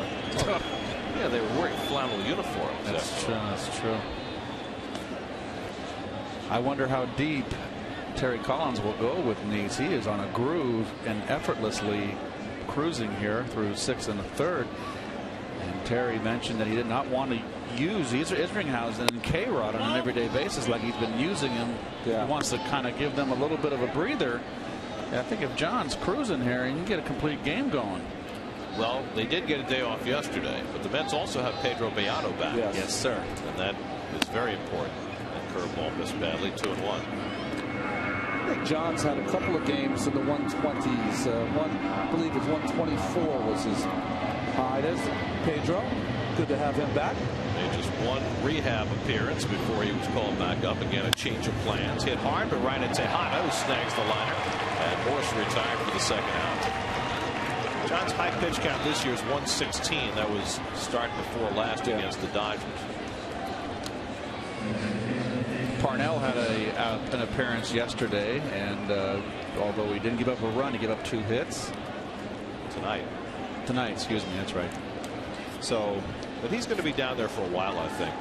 Yes. Because you know what? Right now, the way the Mets bullpen is configured, it's working for them. You know, Igarashi got sent down to make room for Beato.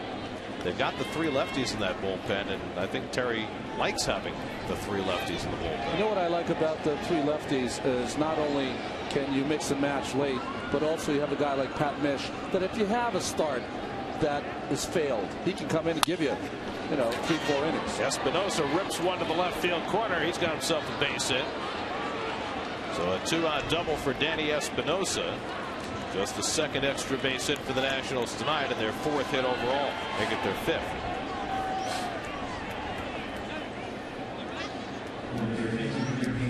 Todd Coffey, who had been questionable for tonight, he got hit in the elbow by a line drive a few days ago. Getting ready in the Nationals bullpen. We'll see his charge to the rubber. He sprints from the field. He sprints to the mound, I should say, from the bullpen. Here's Jerry Hairston Jr., who's popped up and grounded out 0 for 2.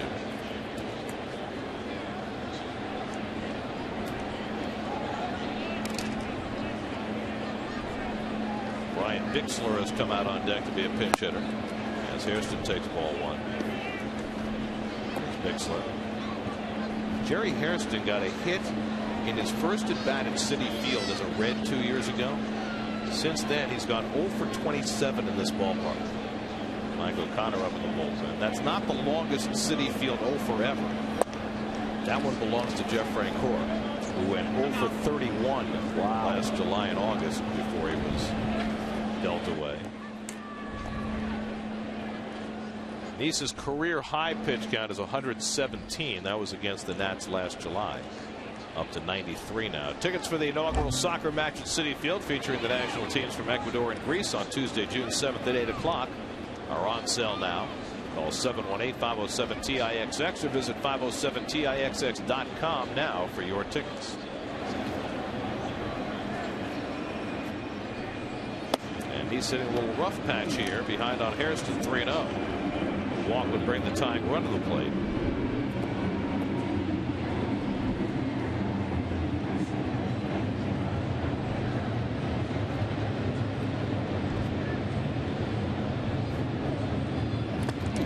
misses badly for ball 4. So a 2-out double, the walk, and now Bixler will come up as a pinch hitter. Dan Worthen will take a trip to the mound. New York Mets baseball on SNY is brought to you by Corona Light. It only gets better. By Lala. Discover Lala yogurt smoothies available at Duane Reade. And by the Jeep brand, now celebrating 70 years of legendary heritage. You had a question about Lala? Do they sell that in L.A.? Is that made in L.A.? It's La La Land. Jeez. Like it. I know Lola Falana. I don't know Lala. Well, Lola was featured prominently in the Kinks song. You know, Gary, it's times like that that I'm extremely happy that you have to read those promos. Next time it's yours, kid. Pedro Beato gets up alongside Mike O'Connor in the bullpen. So Niese struck out LaRoche to start the inning, but then Morse hit a bullet that Tejada caught. Espinosa drilled a double, and then Niese walked Hairston on 4 pitches. Now Bixler, the pinch hitter, hitting .077. So it's being called up. Former Pittsburgh Pirates shortstop. That was interesting, right? Dan Worthen came out to talk to Niese, and they didn't have the pitch ready for the first pitch to Bixler. And that's 5 in a row out of the strike zone. Looks like he's aiming the baseball right now. Espinosa and Hairston, the base runners. He's trying to rediscover it here in the 7th inning, working on a 5-hit shutout. And that's 6 straight balls. I'll tell you, only because I've been there. Sometimes you get a little careless in these games, and the next thing you know, you can ruin an entire night. Terry's not going to wait around. If he doesn't get Bixler here, he might be out of the game. And Bixler, after 6 straight balls, swinging through the fastball, 2-1. Well, a good pitch to hit. It was a strike, so no qualms with that. But he just threw it by him.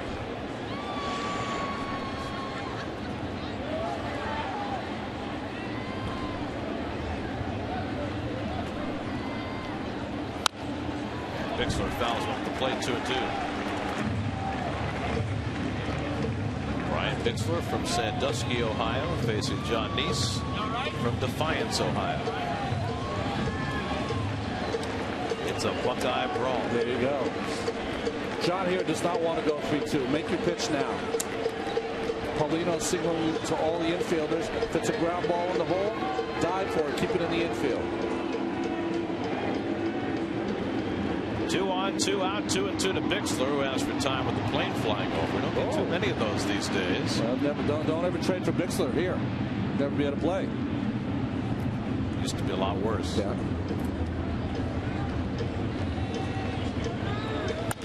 Heath stepped out a lot too. All the time. But my plan of attack was to break up the rhythm of the pitcher. I'd say, oh, I'm so sorry. It's going up to the sky, the airplane. It's not my fault.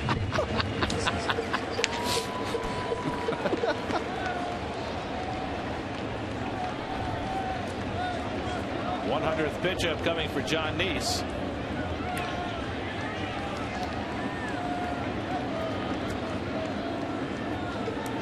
We're giving a lot of signs here, Paulino. I wonder if Niese wants the curveball.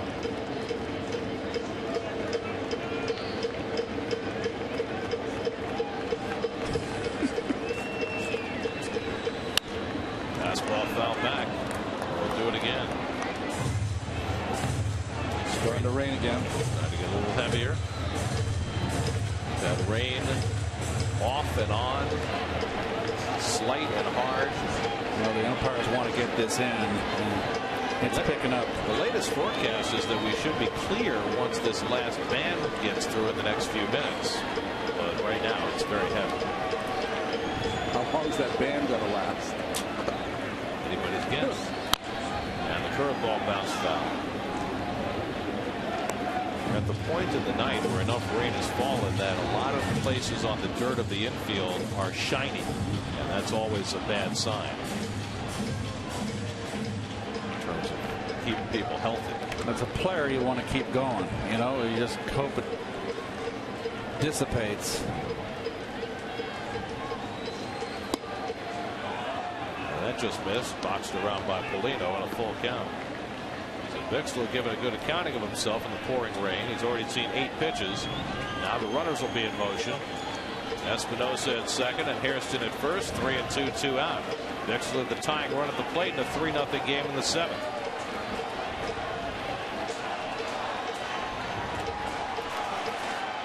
Niese with a 3-2.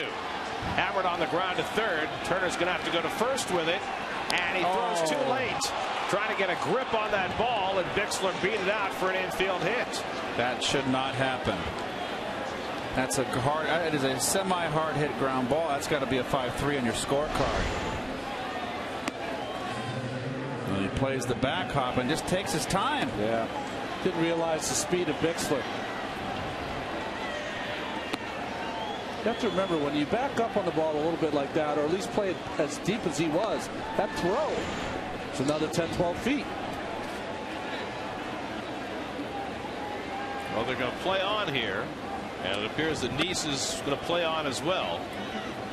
He's given up a line drive out, a hard hit double, a walk, and now an infield hit to load the bases. The tying runs are aboard. Bernardina, who's 1 for 3, will step in. Barry Collins has another lefty in the bullpen in Mike O'Connor. He also has Pedro Beato up. I think the umpires want to get this last out. His field is starting to get puddles. No such word as puddly. Up and into Bernardina. And you wonder whether the mound is becoming a problem for Niese. Not to make any excuses for him, but that pitch missed badly. It's lightening up now. It's just starting to. But you would think that the ground crew is going to have to do some work on the infield regardless, even if they don't stop the game. That's right.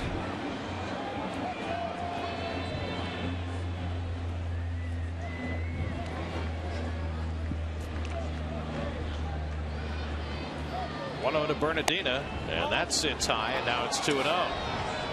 And Paulino will take another trip out to talk to Niese.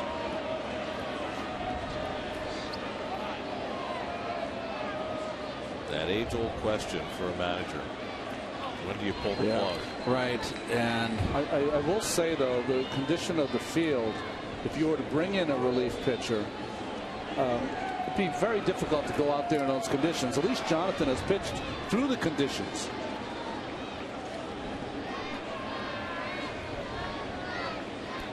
As a hitter, you got to look middle in here. 2-0, up and in, and he's not coming close. So now he's a pitch away from forcing a run. And putting the tying run in scoring position with a walk.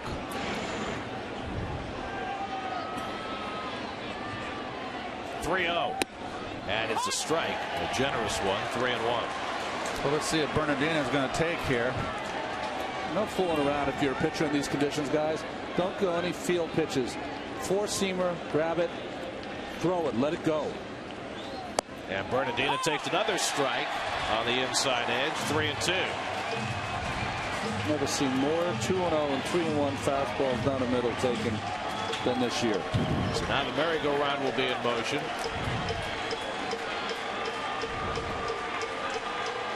Espinosa, Hairston, and Bixler, the base runners, will all be on their way. And Bernardina fouls it back. Nothing but fastballs here from Niese.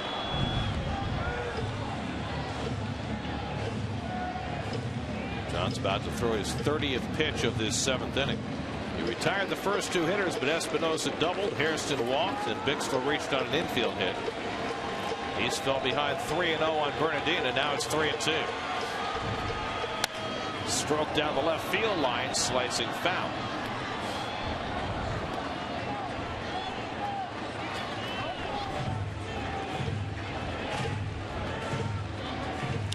Well, the grounds crew, and in between this inning, is going to have to go out there and put some stuff on the field. It is really wet on that infield. The rain, though, has lightened considerably. Now Niese trying to put an end to the inning.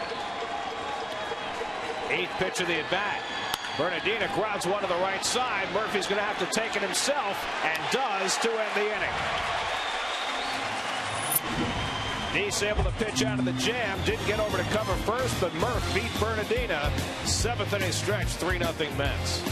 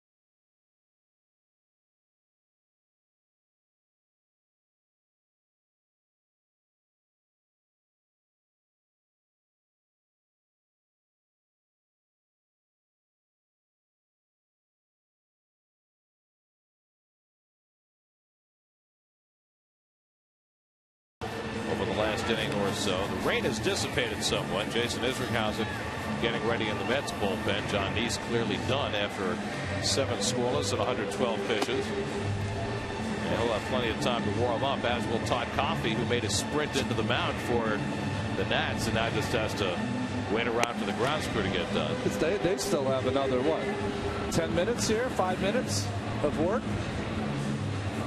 It's a lot to do, because it looked like that inning was going to end quickly, but then it took a while for Niese to get through it. The umpires were waiting until the inning was over so the grounds crew could come out and do their work. I can see Coffey's numbers. He really handles the right-handed hitters. Lefties are the ones that give him problems.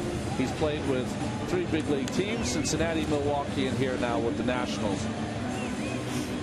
Phillies got a run to the bottom of the 8th, and they lead Colorado 2-1 going to the 9th. It was Cole Hamels against Jorge De La Rosa tonight. Boy, oh boy. Do those guys on the grounds crew, they get overtime? No, they don't.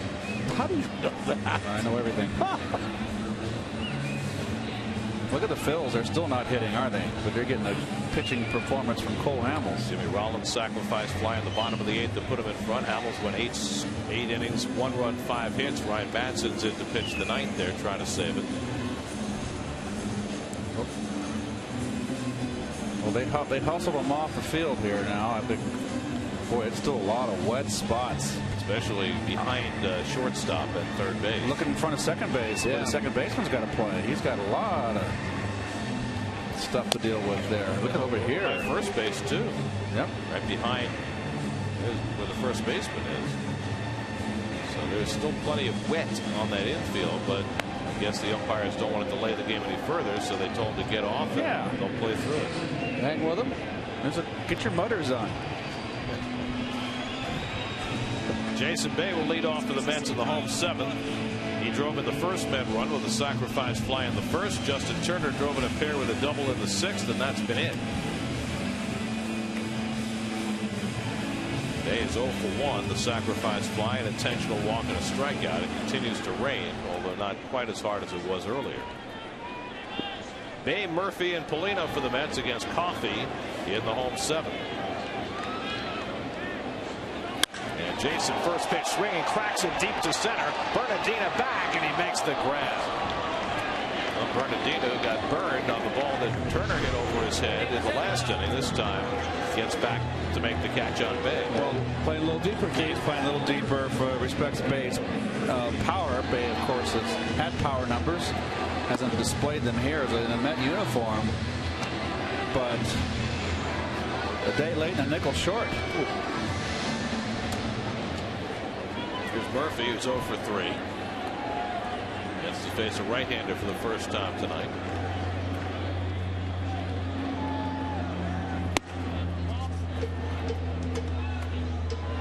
Tom Gorsolani went 5 2/3, allowed 3 runs, 8 hits, 5 walks, 7 strikeouts. He's on the hook.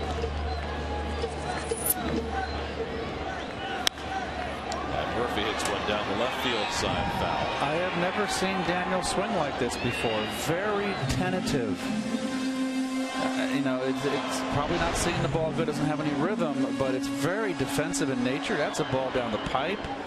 And look at his position. He's looking to go the opposite field and really not letting it loose. Well, when you have a hitter like Murphy who professes to like to let the ball get deep, if you're not seeing it well, isn't that going to be the result? Well, when you're in a slump, you never see it well, but feeling for the ball is not going to get you out of it. You got to let it rip. But does that mean not letting the ball? It gets the reset. You said the word. It's passive. That was a good pitch. See, he's so intent on that outside pitch, and he's missing because he's taking that tentative swing, and then it makes him doubly vulnerable inside. So 2 out and nobody on. 8th strikeout for Nationals pitchers tonight, and now Polino, who struck out his last 2 at bats. Polino 1 for 6 in his career against Coffey.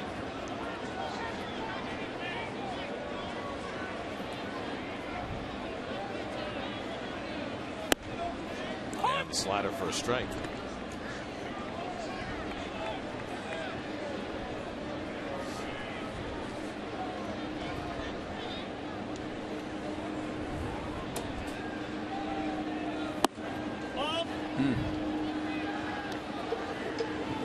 Never you saw Paulino wipe the rain off the brim of his helmet. Always hated that. That water drips down over the brim into your vision. It's very distracting. Who do you think has the worst of it on a rainy day? Hitters. I agree.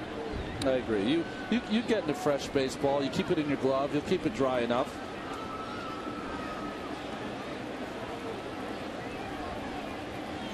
Worse for hitters or for fielders? No, fielders, it's bad. Very bad. Outfield not as bad as the infield. I still say it's tough on the hitter. It's distracting. It does make you focus, though. You really got to focus.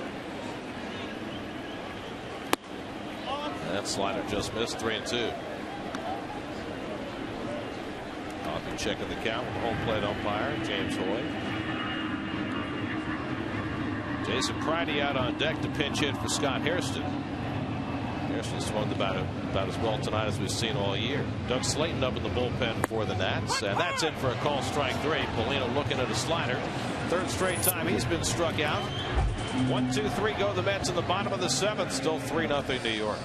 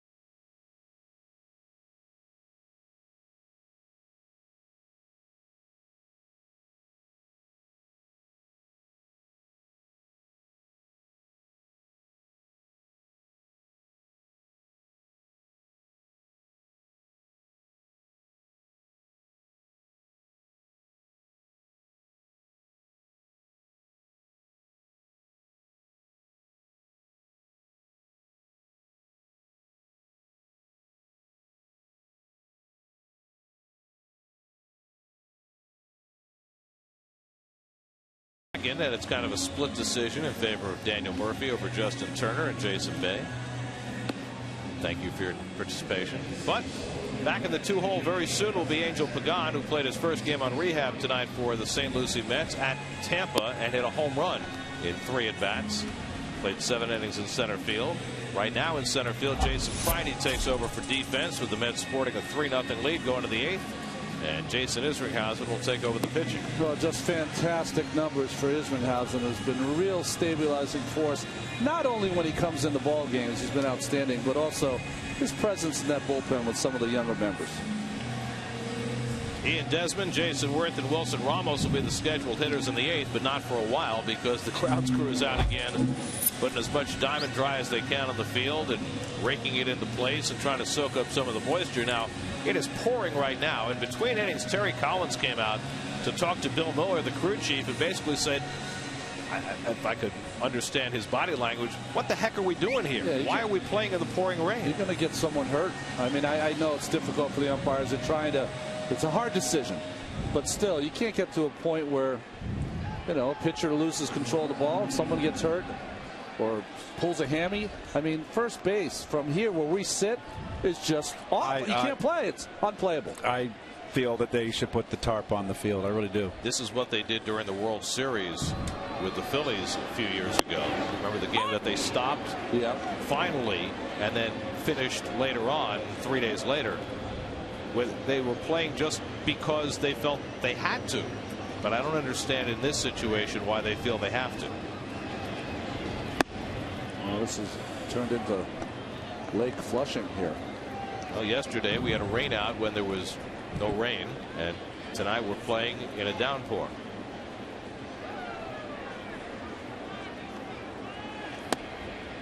Two and one now to Desmond, who's 0 for 3 on the night. John Niese, by the way, a terrific 7 innings tonight. No runs, 6 hits, a walk, 7 strikeouts. In line for his 2nd straight win, his 3rd of the year. And that's lined into center field, a base hit for Desmond to start the 8th.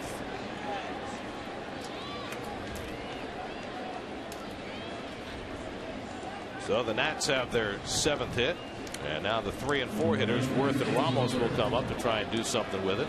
And right now, Justin Turner's RB two-run double on the 6th is large for the Mets. Seems like he's been doing that every day, doesn't it? Yep. Doug Slayton up in the Washington bullpen. Jason Worth is 1 for 3 tonight. Single to center back in the 1st. Since then, he struck out and popped up. And a swing and a miss. Looked like he swung out of his socks. 0-1. There's the IOTV pitch differential. Where does he want the ball? He got it just about where he wanted, on the corner. 2-1 though. He set up down the middle. Yeah. 2-1 count. He wanted to make sure he threw a strike. He did. Now Isringhausen ahead on Worth 0-2. With Wilson Ramos on deck. Worth 1 for 6 in his career against Izzy. Whenever I see conditions like this, it reminds me of that game the Mets had to play in Washington. Right. Remember that game where they had a hard time getting the tarp on? Or? Well, the problem there was that field didn't drain at all, and we had an infield situation much like this. Desmond runs, and the Mets let him go as Worth strikes out for the 1st out of the inning. Desmond running in the puddles, steals 2nd with no problem as Worth goes down looking at the curve. Well, that's as good a curveball you're going to see thrown in a downpour ever. Big break to it. Worth had to take it, and Desmond takes 2nd base. 14th stolen base for Desmond. So 1 out, a runner at 2nd. Wilson Ramos 1 for 3, single to center back in the 1st. Talking about the umpires and why they continue to play, I think part of the problem is that the forecast keeps changing. Yeah. Because we keep getting weather word during the game, both from different weather sources and from Mets officials, and they expected this band to be out of here by now and the rain to stop. So I think they're expecting it to stop any minute, so they don't want to stop the game and then have to have the rain stop 5 minutes later. So you can understand how they're a little between here. Nonetheless, that area behind first base especially is just way too wet to be playing on. Pokes foul by Ramos, and it's 1-2. I mean, if nothing else, they have to give the grounds crew the opportunity to do a complete job on the infield and soak up that moisture. Otherwise, somebody's going to get hurt. This is really ridiculous. Well, I will tell you, from 150 feet up here, I always want the games to continue, but certainly not if I was on the field. Yeah. Well, the Mets have had enough players hurt. They don't need any more. And obviously the same holds true for the Nats. The difference is the Mets are winning. They'd rather see the game end right now anyway. Curveball bounce foul by Ramos. And now it's almost stopped. Yeah. And this is the problem. It's been off and on and off and on and heavy and light, and it's been really hard to figure.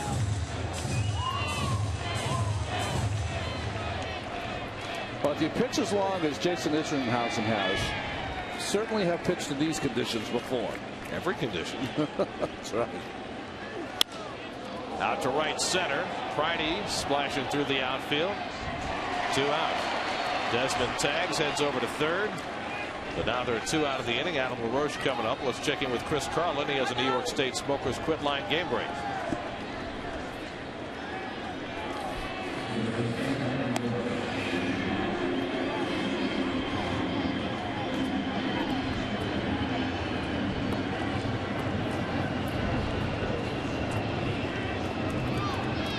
Chris, and the Phillies back to 10 games over 500 now, and that'll keep them in first place for another day.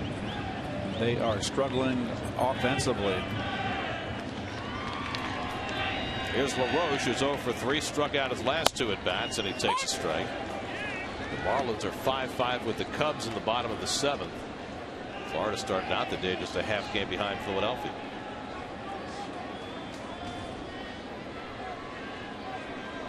Let's have the triangle defense against LaRoche, and that curveball misses 1-1.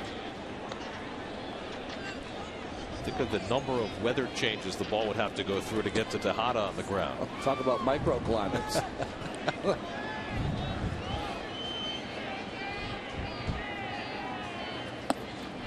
2-1 to LaRoche. LaRoche is just 1 for 9 in his career against Isringhausen,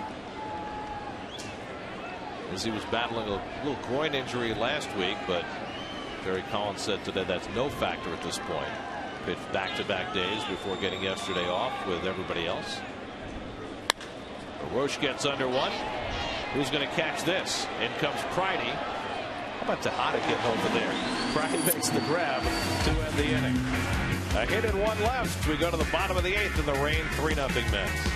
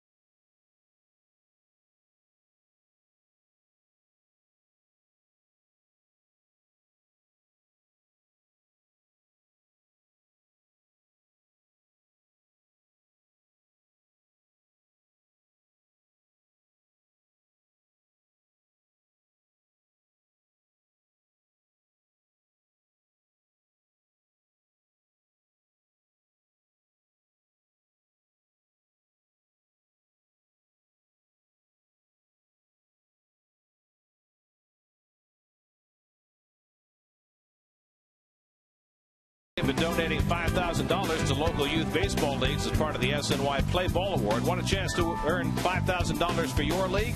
Applications are still available. Just go to sny.tv/playball or visit any local sports authority location. Here's the answer to the AT&T trivia question. First man to homer for both sides of the play. Was it Maz? Yep. Hey, Mazzo. Micronite. Lee Mazzoli not only could switch hit, but when he first came out of high school, he could switch throw. That's right. That's right. Was it 79, the All-Star game in Seattle, that he hit a home run down the left field line? Opposite field. Yeah, I was there at my first All-Star game. Oh, yeah? Yep. He also drew a bases-loaded walk in that game. Yes, he did. Which I think was the go-ahead run, if I recall correctly. He was. Dave Parker got the MVP of that series with the great defensive plays. He threw out a couple runners. It was a question whether it was going to be Maz or Parker, and Parker got it. Dave Parker got it. A-Rod getting ready in the bullpen as the Mets lead 3-0. How could they trade Mazzo for 2 minor leaguers later? I mean, well, here's the deal. First of all, the minor leaguers turned out to be pretty good. Well, one of them was outstanding, and he's sitting next to me. The other one they traded for Howard Johnson. That's right. And then they got Maz back. That's right. That's so right. obviously it worked out okay. We got Maz back around halfway through the '86 season. He was a big part of our club off the bench. Oh, great pinch hitter down the stretch. Plus, no one filled out that uniform better than Maz. I remember when he came out, those polyesters. Well, when those uniforms were at their tightest, he certainly drew the female fans to the ballpark. Speed skating thighs of his. Like Art Schenk. Well, the grounds crew out for the third straight inning break to do some serious work on a beleaguered infield. It's funny though, they're not putting any diamond dry on that worst spot behind first base. Yeah. Now, folks, just so you know, when we mentioned earlier the job that the grounds crew does, now they're working when this game's over. They're going to be here at least a couple hours after the game. And you got a day game tomorrow. They're going to have to just put more diamond bright on the field, on the infield, and get it, and then tarp it up. And they got their work cut out for them. They'll be here late. Hey, I got an early candidate for comeback player of the year in the National League. Yeah. How about Charlie Morton? Yeah. Charlie Morton for the Pirates pitched a 5-hit shutout in Cincinnati. Great hitters ballpark tonight. He's now 5-1. Wow. What did Charlie was awful last year. Where did Charlie start with? Atlanta? Atlanta. Yeah. He was traded for Nate McLeod. Which right now is looking like a better deal for the Pirates than it is for the Braves. Yeah. But Charlie Morton is now 5-1, 2.68. Wow. Who would have thought that? And the Pirates had been struggling. They'd lost 6 in a row after that good start, and that snapped that tonight. Who did Clint bring over as a pitching coach in Pittsburgh? I have to find that out. See if he made a connection with Charlie Morton. Good. Duger will find out for you. He's on it. Duger? Charlie Morton last year with the Pirates made 17 starts. He was 2-12 with a 7.57 ERA. Wow, 2-12. So early candidate for comeback player of the year.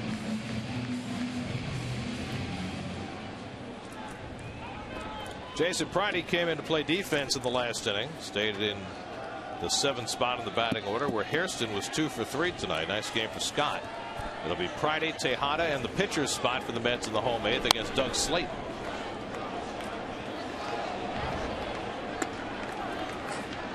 Todd Coffey worked a 1-2-3 7th for the Nationals. Well, the Mets in the 9th inning, with K-Rod coming on to pitch, will be trying to do something they haven't done all season, and that is win a shutout. The last Mets shutout was September 13th of last year when they beat the Pirates in 10 innings. Dylan Gee started that game, and Isanori Takahashi wound up the winning pitcher. In fact, there are only 2 teams in the majors that have not been on the winning end of a shutout this year: the Mets and the Yankees. Wow. Call strike 1-2 to Pridey. The Yankees, last I checked, were on the verge of one, but they got tied up. Baltimore scored a run in the bottom of the 9th. It's 1-1 in the 10th. It's that hat umbrella. It's the yes. The pitching coach in Pittsburgh is Ray Searage. Oh, ex-Met, right? Ray Searage, a lefty. Ex-Brewer, but he was there last year. The second half of the season. Okay, all right.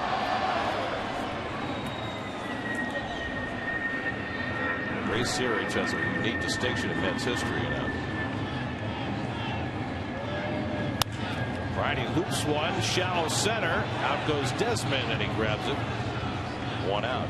Ray Searage is the only pitcher in Mets history, only player in Mets history, who has a 1,000 batting average and a 1,000 winning percentage. He was 1 for 1, and he was 1-0. Wow. He got out of Dodge. He said, you know what? My work is done here. Can't do any better than that.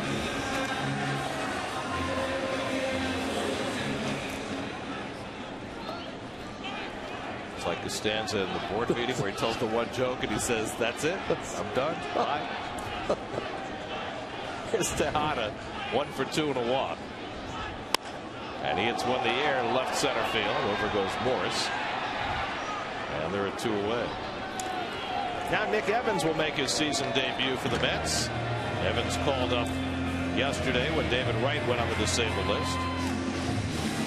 It's 3 years ago now that Nick made that big league debut in Colorado. Had 3 doubles in his first game. That's right. Nick is now one of 8 players on this major league roster who began their season as Buffalo Bisons. It's hard to say Bisons, isn't it? Well, because it's grammatically incorrect. Exactly. But that's what they say in Buffalo and have for years. Well, at least their seats will be dry when they get back.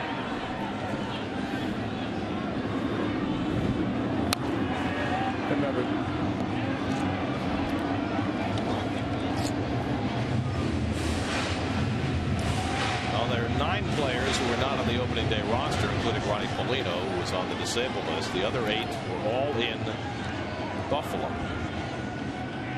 That's 36% of your roster. Wow.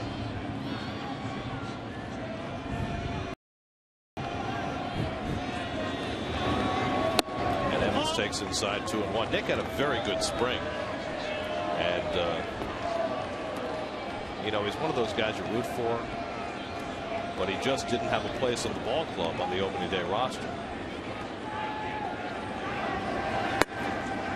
Interesting, you know, sometimes you come to camp, and I think it's got to be hard for a player. You come to camp and they know the numbers, and they really know you have no shot to make the team, but you still got to go after it because there's 29 other teams looking at you too. And if there's not a chance in April, there might be one in May. There you go. And there's ball 4, so Evans is on with a walk. Is it Jack Jones, right? That's right. Shot down in April. Yeah.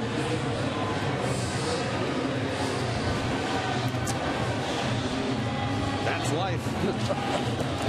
Here's Reyes, who's been aboard 3 times tonight, 2 singles and an intentional walk. He has scored 2 runs. The intentional walk made all the sense in the world in the 6th inning. Mets had a runner at second and 2 out. They walked Reyes to pitch to Turner, but Turner burned him with a 2-run double to give the Mets some breathing room. Looking ahead to the 9th inning, the Nats will have 6, 7, and 8 in the order. Morse, Espinosa, and Hairston due up.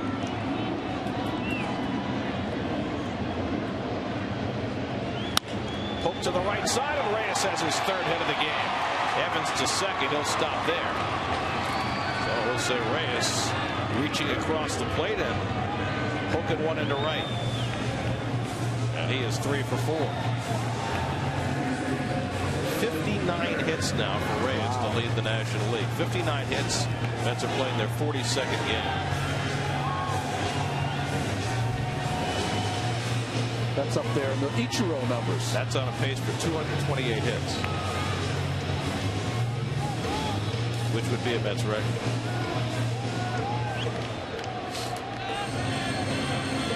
But here's Justin Turner, who has the biggest hit in this game. 2 out and 2 on in the 6th. With another opportunity to really break this game open. Same situation as he had in that 6th inning, 2 on and 2 out. And you see Bernardina a little more respect out there in center field. Turner has a pair of doubles in this game and a walk, 2 for 3. And Slayton rushes it inside.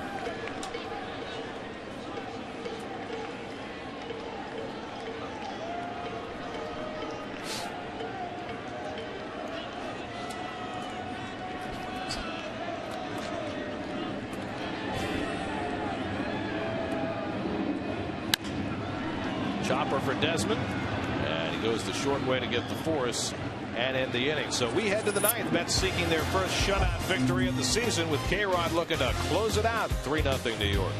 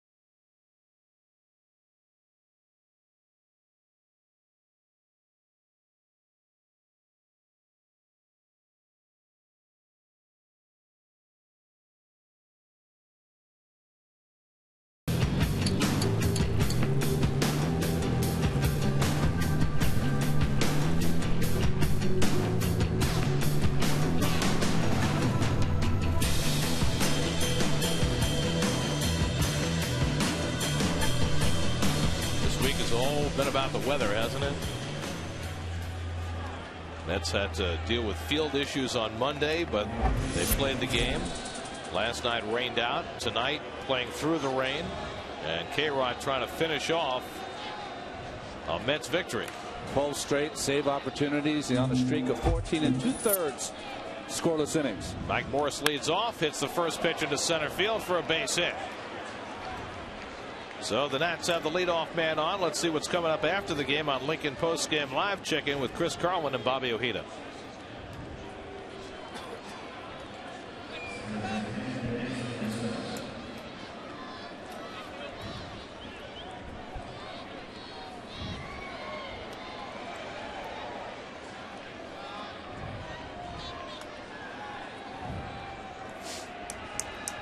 All right, guys, we'll hear from you after the game. Right now, Danny Espinosa settles in. The Nats need one more base runner to get the tying run on the plate. And don't forget, looming in that Washington dugout is the man with more pinch hit home runs than anybody in history, Matt Stairs. Espinosa 1 for 2 and a sacrifice. And he takes inside for ball 1. Well, the Mets properly playing Murphy behind Morse at first base. His run means nothing. And Turner in at the corners. I like the way Daniel pushes off after he holds the runner on. Daniel's always a little motor out there. He's got a motor running. He hustles. He gets himself in position. Doesn't get lazy. Meanwhile, K-Rod behind on Espinosa 2-0. I like that. Get out in that hole and cover ground. Espinosa questioning the call by James Hoy. 2-1. Hoy's been a little inconsistent on that inside edge against the lefties. Jerry Hairston Jr. on deck, and then the pitcher's spot. Popped up. Should be playable. Molino looking for it. 1 out.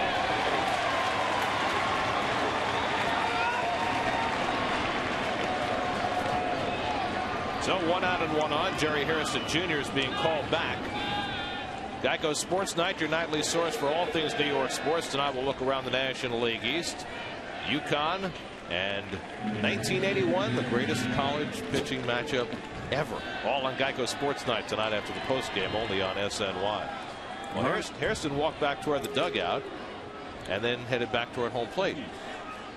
They've got Lance Nix in addition to Matt Stairs as left-hand hitters on the bench. And there is Nix with a bat. Interesting by Jim Riggleman here that he wouldn't use both of them to hit for the 8 and 9 hitters. Well, you would probably use Nix here and then Stairs behind. Yep. Nix hitting over 300. And then, of course, that man right there, Matt Stairs, one swing could tie it up. Stairs looks like he is not getting it at bat. I mean, he would have a bat in his hands, wouldn't he? Yep. So perhaps he's unavailable for some reason that we're not aware of. And that certainly would change Jim Riggleman's way of lining up the inning. I mean, he's hanging out there with his jacket on. He's a little unconventional, though, Matty. You know, I mean, he's one of those guys, he could just, am I up? All right, great. Give me a bat. Let's go. Well, the one thing about Stairs, and Riggleman knows this, he's 0 for 12 against K-Rod. So maybe that ties into it. Hairston takes low and away, and K-Rod not quite as sharp as he's been in his recent outings. Early in the season, allowing multiple base runners, but of late his innings have been much more clean.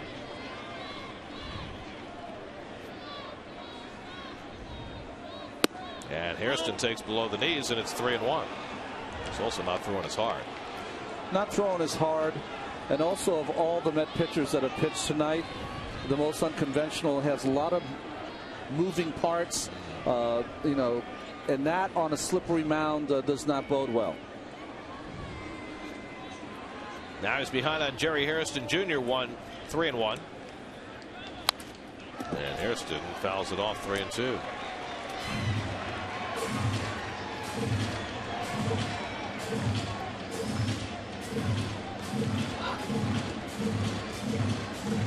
All the dirt areas on the field have had to take a lot of moisture tonight. Grounds crew has done its best to keep up. 3-2 to Hairston with 1 out and 1 on. And it's ball 4, and the tying run will come to bat. So a single and a walk, and the Nats have a chance in the 9th. Well, I kind of question that pitch selection there, Ron. It was a changeup, 3-2, and you got a 3-run lead. He's got to be fastball, hit it. Yeah. Got to be careful with this guy. So Nix will be the pinch hitter, and he has got a lot of power. I think Nix hit a big home run when he was with Cincinnati against the Mets to end the game. Nix has 5 home runs this year, but he's 0 for 7 as a pinch hitter and 0 for 6 in his career against K-Rod. Murph way back on the line and therefore in front of that puddle. Only imagine what kind of hop would come out of that. I mean, you talk about staying down. And Nix takes the first pitch out of the strike zone for ball 1. Keith, here's a question for you. Would you be tempted to play in front of the puddle even though you're not all the way back? No. To just get out of the mud? Still play back there? You got to make sure you have your mutters on, your good spikes. Okay. I wouldn't stand in a puddle like that. I'd find a dry spot. Yeah. It's hard to find one right now in that area of the field. Here's the 1-0. And that catches the inside corner. It's funny, with all the work that the grounds crew did, that's the one area of the field they didn't address. That mess behind first base. They always neglect first baseman. Well, it's it's the easiest position on the field. Right. 1-1 to Nix. And it's fouled away. So very interesting, Ron. He 3-2 and kind of walked Hairston, and what's he doing now with a power hitter up? What he should have done to Harrison, go after him. Go right after him. He's going right after Nix, so one swing, we got a tie ball game. I think he's just having a little trouble with the footing.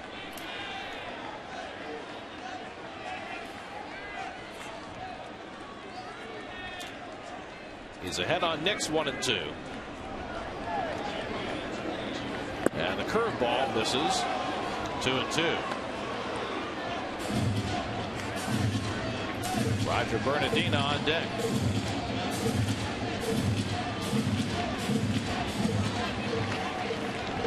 You would think that if Jim Riggleman had any intention of using Matt Stairs, he would have him bat for Bernardino.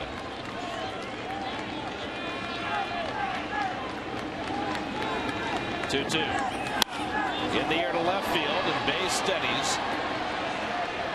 2 out. So the Nats are down to their final out. And Roger Bernardino, their final hope. Bernardino 1 for 4 tonight, singled against Niese back in the 6th. John went 7 scoreless tonight, allowed 6 hits. Jason Isringhausen, no runs and 1 hit in the 8th. And now Francisco Rodriguez trying to close out his 13th consecutive save. You said that Stairs 0 for 12, Nix 0 for 6, Bernardino 3 for 5 with a home run off K-Rod. That home run to win a game in Washington last year. 2 on and 2 out. And Bernardino takes it low for ball 1. Now Moore singled on the first pitch. K-Rod's been ball 1 to every hitter since. Mike Pelfrey perfecting his knuckleball.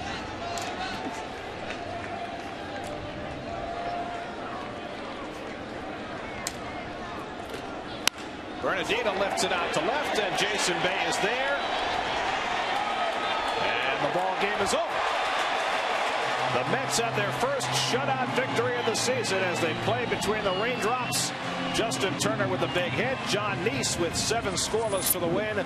K-Rod with his 13th consecutive save as the Mets take the opener of the series from the Nats. Well, the most impressive part of Niese's pitching today for me was not his first 6 shutout innings. It was how he labored and got through running on fumes that 7th and got out of that bases loaded situation. And once again, the mini Mets do the job again, and Justin Turner with a big big day at the plate. 2 for 4.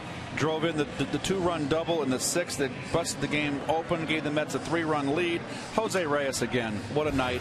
3 for 4. 2 runs scored. He leads the major leagues in hits. There's your Chase game summary. Mets get their first shutout victory since last September 10th behind Niese. 3-0 the final. Back with more from Citi Field in just a moment.